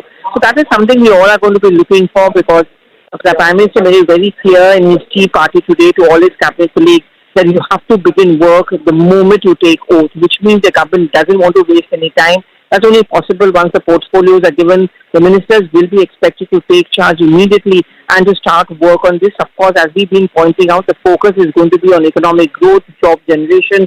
These are the key factors which the government is going to keep a focus on. Okay, Aman Sharma also with us. He's also at the Rashtrapati Bhavan. Aman, thanks very much. We'll get to him in just a second. But Pallavi, it seems like as far as the big portfolios are concerned, the key ministries are concerned, the BJP will retain them. And if you go by the faces, perhaps status quo. Well, if you look at the way the swearing is taking place and the number of BJP leaders, it's clearly very much a BJP cabinet. I know initially there was a lot of speculation that will he buckle under pressure? Will the big the portfolios be given to the allies? Well, not many of them. I mean, Chirag Paswan has certainly got one of them. It is very clear that the government wants to have a complete control over it. The BJP certainly wants to have. And if you're asking me about the top five, then what we have been told, the top five is going to be more or less intact. There is just one common thread through the entire team Modi 3.0, and that is continuity. More or less, most of the ministers who were there in the previous, at least for the BJP side, have been retained, barring 3 to 4 who have been dropped. I think that continuity will be maintained, not too much of shuffling as far as the top, the CCS or the top portfolios are concerned.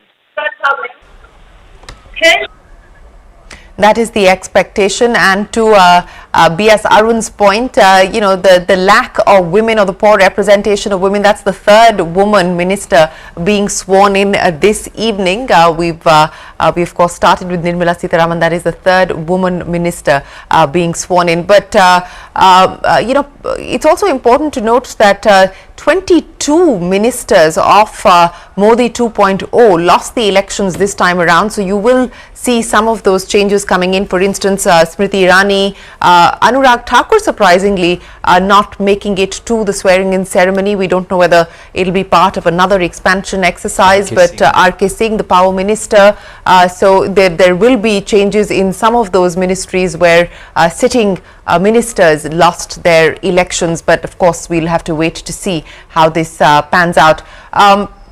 We're pretty much, I think, approaching the close as far as the swearing-in ceremony is concerned. So let me bring closing comments from all of our guests who've been patient and have joined us this evening. Smita, I'll start by asking you, what are you going to be watching over the next few days as the government gets started on work?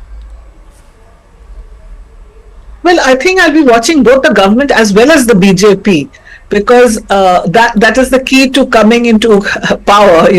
What kind of reforms are undertaken within the BJP, who becomes the new BJP president. I think that will be very important, because within government I don't anticipate that much change, because as I said, most of the key portfolios will still be with the BJP. But when it comes to, and I said that the ideological issues on which they would like to push forward, I think they will perhaps not immediately deal with them. But I found it interesting, Shireen, that both you and I think one other speaker talked about legacy. Legacy is a word one uses when one comes towards the end of somebody's career. So Is this going to be Mr. Modi's last 5 years in power? That's all. Wait. As Nitish said that अगले 10 साल तक NDA की सरकार रहेगी और हम फिर वापस आएंगे. And under Prime Minister Modi. Modi's leadership. Yes, Arun.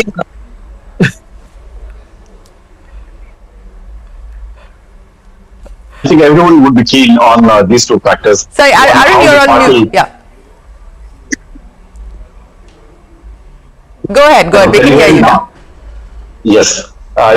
From these two respects, one from the party and from the government.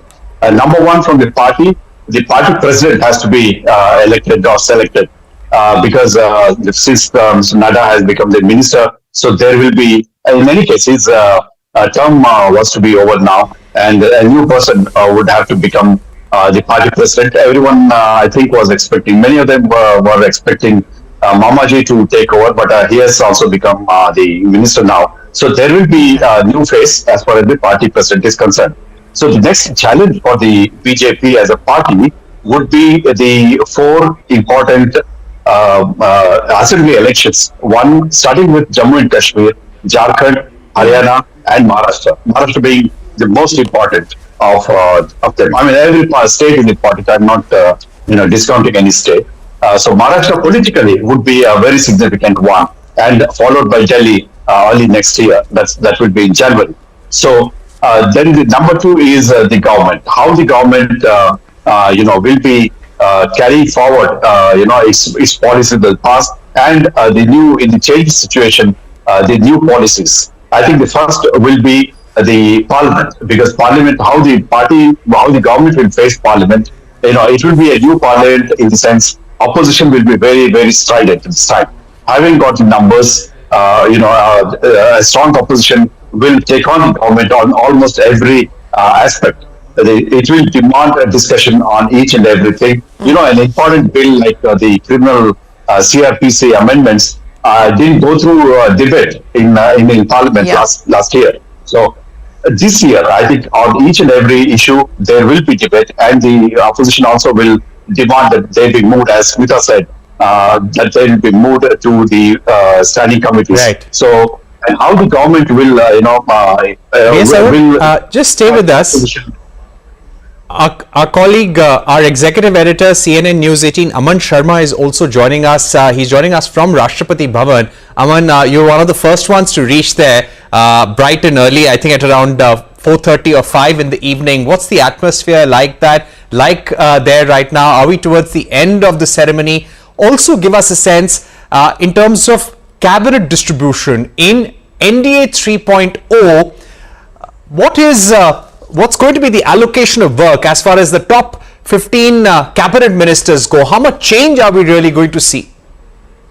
Well, Parikshit, there were about 10,000 people today there at the Rashtrapati Bhawan. It was packed, and I haven't seen such a big function at the Rashtrapati Bhavan, this kind of strength of people there earlier. So definitely a huge function. It is still on, as there are as many as 72 ministers who are being sworn in. This is a big government, Parikshit.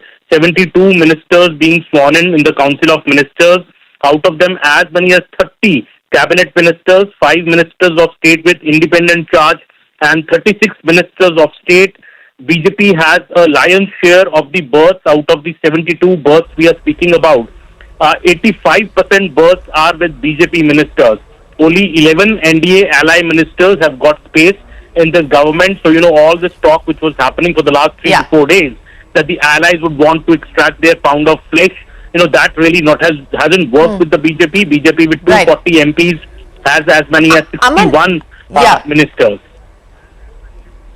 Yeah, Aman, two quick questions. There was some indication coming in from people like AC Tyagi, etc., that there could be an expansion of the government, perhaps post the budget or closer to the budget.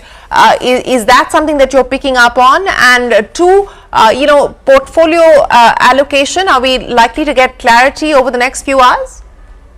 Well, Shireen, I don't think there's an expansion happening there anytime soon. At 72 already, it's a big Council of Ministers. Remember the last time in 2018 when Mr. Modi had taken oath, he had taken oath with 57 ministers. So already it's a big government. So I think any expansion will take some time. Maybe 1 or 2 expansions can happen, berths can be added. I don't think anything more will happen from here. I think this is almost done. The other thing that you're asking about the portfolios, yes, we are expecting that by tonight, maybe there's a release will drop in from the PIB with the portfolio distribution. But I would like to point to you the pecking order that we saw at Rashtrapati Bhavan in the front row. Number 1 was Mr. Rajnath Singh. Number 2 was the Amit Shah. Number 3 was Mr. Nitin Gadkari. Number 4, interestingly, was JP Nadda. Number 5, more interestingly, was Shivraj Singh Chauhan. Number 6, we saw Nirmala Sitharaman, then S. Shankar and M.L. Khattar, followed by Piyush Goyal and Dharmendra Pradhan. So these are the top union cabinet ministers in the new government, and we had 2 allies also, M. Kumaraswamy and Jitin Ram Mansi, seated in the front row, who are also becoming cabinet ministers. So clearly the pecking order has changed a bit with the entry of Shivraj Singh Chauhan and JP Nadda and M.L. Khattar into the union cabinet. It becomes very interesting now who gets what portfolio. Because the last all 4 people who are in charge of the top 4 ministries on Raisina Hill are there in the union cabinet, but there is addition, and there is, I think, now a healthy competition coming in from the likes of Shivraj Singh Chauhan, who come with a lot of administrative experience. So it would be interesting to see if the BJP shuffles around its top 4 Raisina Hill ministers or get somebody new a chance. We'll have to wait for the to come in, otherwise it's all speculation so far.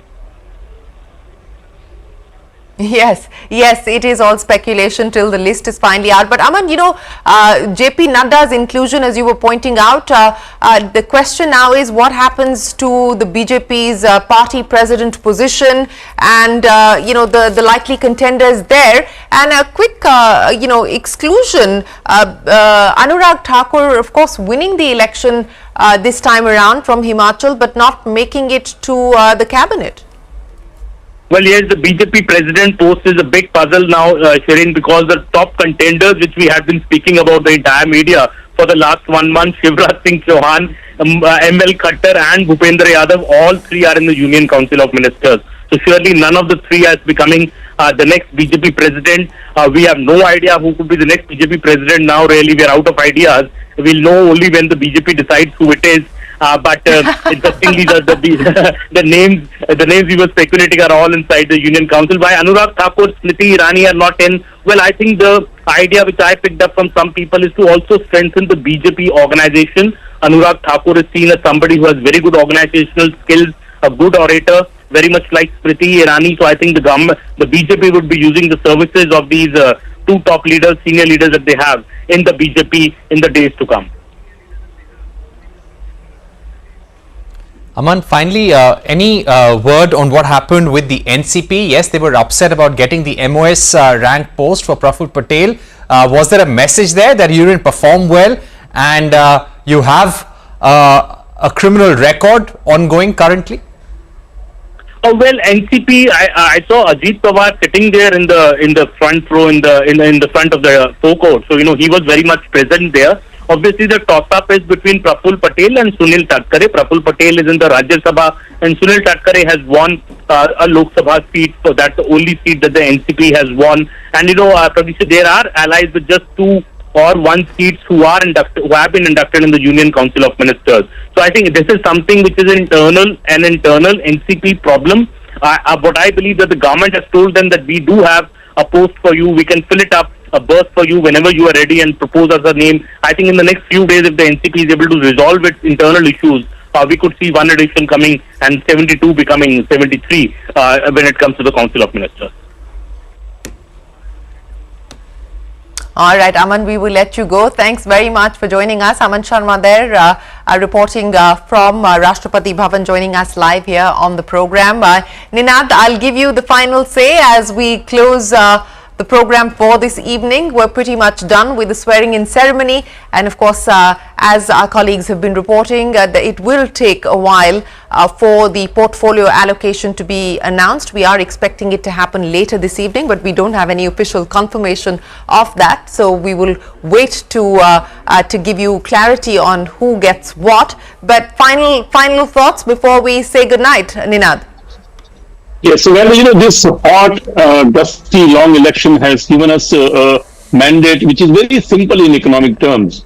from farm to factory. Now, how will this play out? Will it play out as performance-linked initiatives, or will it play out as Venezuela-style handouts? I think is what this new cabinet has to decide. To my mind, it appears to me from the continuity that we are seeing, it will be an economic incentive kind of government and a little less, handout government. But political compulsions of minority government will decide how we go forward. So this is really where leadership comes in, and the mandate, I think, is still for leadership going ahead. Yes, that certainly is the case. We will of course see how things move from here on. This is the first step towards Modi 3.0 or NDA 01 actually, because for the first time this is really a coalition government in operation. But interesting times ahead. We do have the parliament session kick-starting in a few days from now, so it will be interesting to see that dynamic as well, with a much more stronger opposition and certainly a larger opposition in play as well. BS, Arun, Smitha and Ninad, appreciate you joining us here this evening as we take stock of the swearing-in ceremony of the government, and thank you very much for your time and your insights here this evening. We are going to take a break, but don't go anywhere. We continue to track the developments from Rashtrapati Bhavan after a short break. Continue to stay with CNBC TV 18. We're back in a moment. Flip and flop of the ideology of Nitish Kumarji. So these kind of issues are still, and the same goes for Maharashtra also. So this alliance, which is not natural alliance, if you have seen the NDA, they are